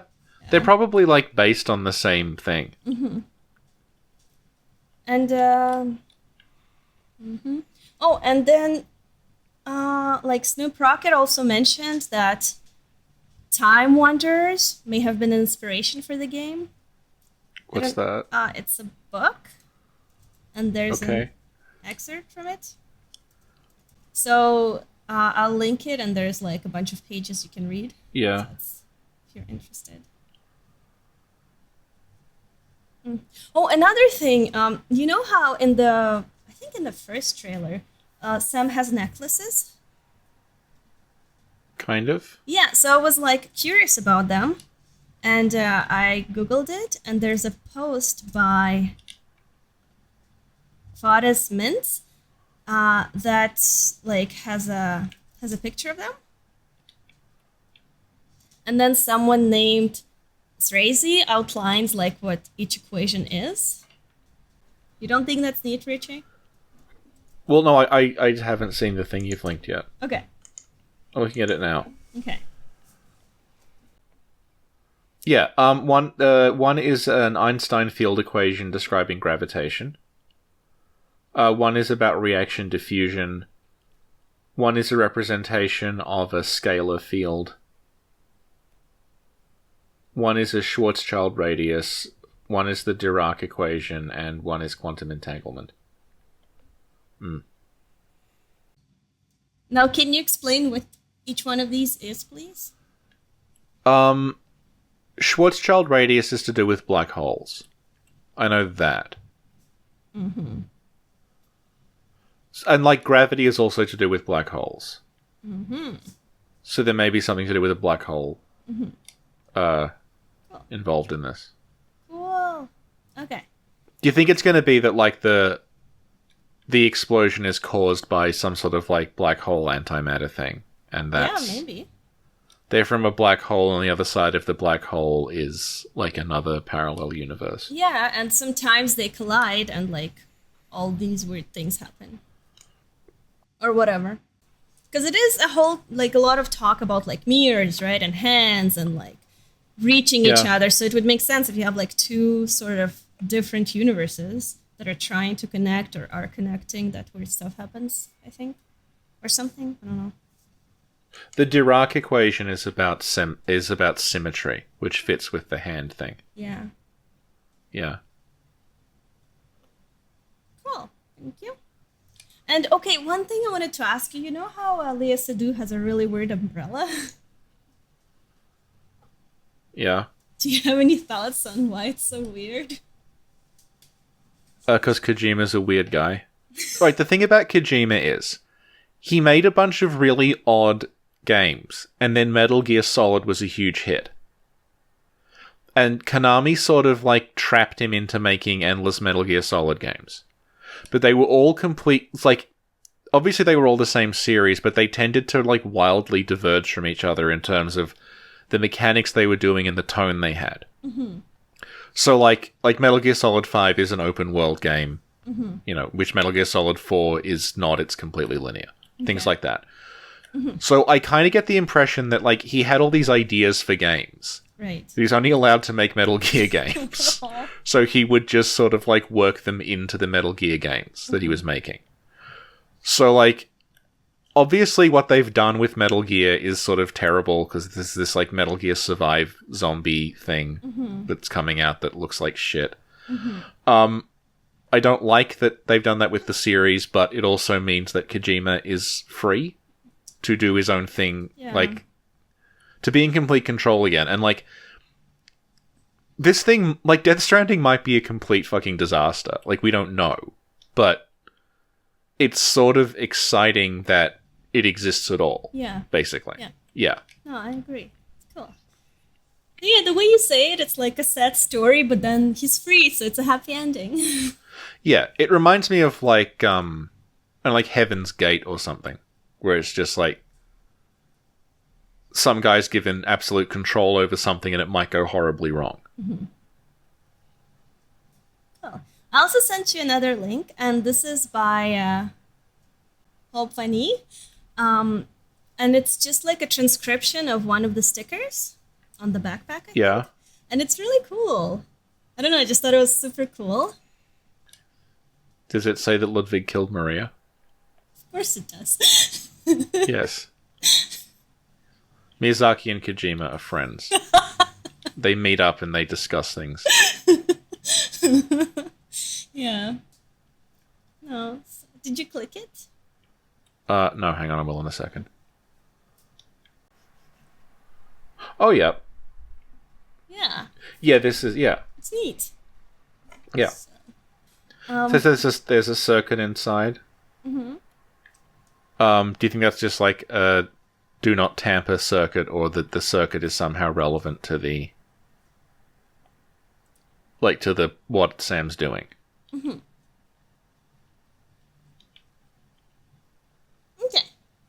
And here's another one that's pretty interesting. And this is just all of the posters put together, and you'll notice something right away. Only the men have text with strands. Yeah. And the strands are the umbilical cord. And I guess, like, Mads Mikkelsen has the cord things coming out of him. We know that Norman Reedus does. And Guillermo del Toro does as well, doesn't he? I guess, because he plugs in the baby, right? Yeah. Yeah, and this was posted by the Invisible Ones. And there are really interesting comments in the thread. Where somebody's like, maybe these strands symbolize synthetic umbilical cords. Yeah, they absolutely, I think, do. Oh, okay. Another interesting thing, you know the jacket that Lea Seydoux is wearing, where, like, the spikes, like, go off and retract or whatever? And somebody named Lol Menoptimus posted that maybe the spikes could be related to this stuff, which is like magnetic fluid. You know, I don't know if you've ever seen those YouTube videos. Oh yeah, this, yeah. Yeah, and if you fast forward to like 2 minutes, it literally looks like her jacket. Yeah. So I thought that was a pretty cool find. Okay, and you know the PT thing? Yep. The original Norman Reedus fetus game. Yeah, exactly. And a few people pointed out that there are, like, similarities, like the Invisible Ones and Retro Boogie posted. Yeah. This, and I'll link it to you. And it's like pictures that compare the two, and it's really interesting. Yeah. So you think Death Stranding might be like recycled parts from Silent Hills that wasn't made? I think so, yeah. Yeah. I mean, and that would explain all the stuff about, like, the baby and the dreams of the wife and everything. Yeah, because that's much more Silent Hill than it is, like, sort of, you wouldn't really get that in Metal Gear, I don't think. But PT straight up had a fetus in a sink. Yeah, talking to you. exactly. And there was something about umbilical cords too. I forget what it was. Maybe. No, there was. It just, I don't remember. take my word for exactly. it. I'm a professional. I'm taking your word for it. Okay, yeah, there was something about umbilical cords. I just don't remember what. Because I never actually played it because I was too scared, and I watched some of it. So Yeah. yeah, we should like rewatch it and see the similarities. Maybe there's something there that's cool. Okay. Yeah, and another interesting thing, and that was posted by Assassin Hero 01, and they suggested that when the baby is asleep, maybe you will need to tap the touchpad to wake it up. And they also said that it's similar to a MSG4 mechanic that was cut. I don't know what was cut from that. But yeah, it's cool. That would be pretty cool though. Yeah. And XXX, Johnny GXXX said that Italian Amazon has the game out for pre-order for December 31st, 2020. Okay, we've got a while to figure it out then. Yeah, there we go. And another thing that was interesting, it was posted by Scrumpus, is this. And like, remember when Sam walks around on weird terrain? It's similar to the underwater terrain that he finds himself in. Oh yeah, so you think it's like... Oh, actually what it looks like is like the underwater thing has been beat, like it's all been dredged up to the surface. And maybe that's why there's all these dead fish and whales lying around. Yeah, so it's like... Yeah. I think it's a really cool observation. It's like... Yeah. Yeah, it's neat. Oh my god, okay. And there were a couple of people like Positive Matter 6 and Archangel QQ, like the eyes. And they found early access to Death Stranding. Do you know what it is? It's called Deadly Kajumbo. What? It's like this game that like rips off Death Stranding type deal. It's like really funny. And there are like, you can find like playthroughs of it on YouTube. Okay.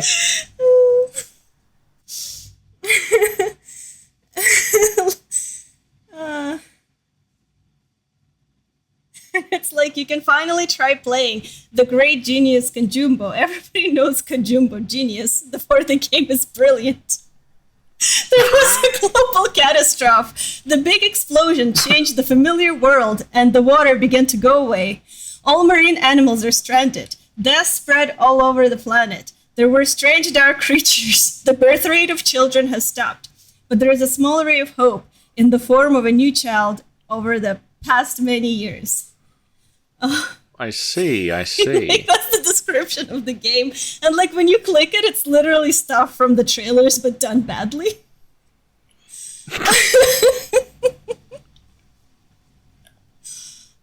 Survive and protect the flask. Okay. I like the Steven Universe ripoff Clarence Go to Fantastic World. Where the description is just, see this fat boy run. Okay. Oh, and this is random, but this is the view of E3 during the preview of Death Stranding. And it's really cool. Oh, cool, with the hands. Yeah. Yeah. And, yeah. Yep. Oh, there's another one. Okay, this one I really like. You'll see why. No explanation needed. Oh, it's you. Yeah, exactly. The story is about me confirmed. But that's not all. It's also confirmed through this Kojima tweet. Like, the story is literally about the snack covenant. Because look what he posted. Oh my god. Look how many snacks. The boy loves his snacks. Yeah, he's worshipping the covenant. These must be the kind of snacks that make you full of ideas. We should get them. We should We're totally... gonna have to get them before our next podcast. Yeah. So people should donate to Patreon so we can get all these snacks. I was gonna joke about that, but then I'm like, no, there are YouTube channels that are just people eating. Oh my god, we could make a fortune. Do you know how much I could eat?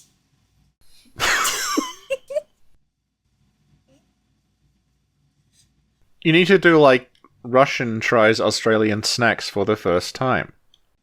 We'll need to look up, like, weirdest Russian and Australian foods.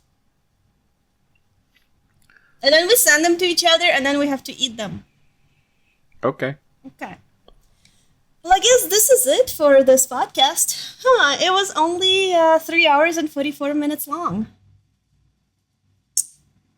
I said it was going to take under an hour. You said it's going to take 5 minutes.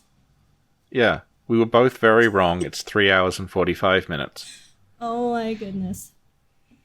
Do you want me to reveal something? Okay.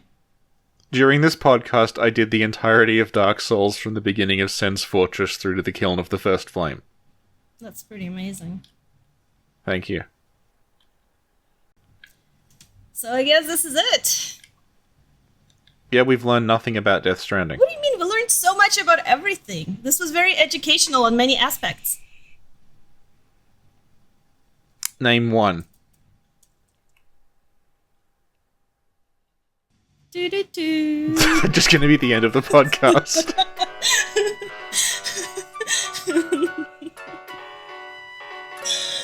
Okay, so I guess it's time to say goodbye, Yeah. Richie. Goodbye, everyone.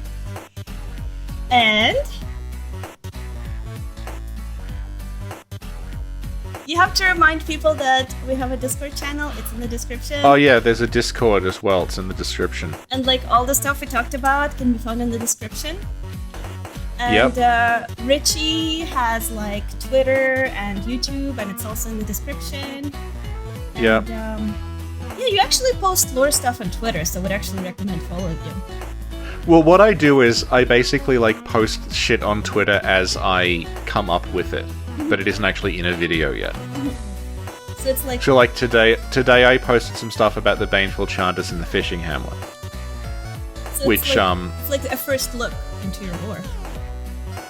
Well, it's just like I found this, haven't made a video about it yet, but here it is, because I'm not gonna insist on hanging on to stuff for some bizarre reason. No one can know. Well, I did mention someone in the beginning of this podcast, but let's mention someone else from the community. Okay. Do you want to mention? I'm trying to think of someone who's like does work that needs to be like get more attention. Have we mentioned Vodka yet? I don't think so. I think now is a good time. She's a very good artist, and I think she has a Redbubble store. There's somewhere where you can buy her art online. We'll find out and post in the description. Yes. Yeah. And do you know her Twitter by heart? Vodka Folly BB. So check her out. She's really, So that's good. it's vodka and then Folly is FOLIE. Yeah. Yeah. So check her out. She's really good. Yeah. And she's really cool. She knows a lot about fairies. So I want to talk to her about Deracine. There we go.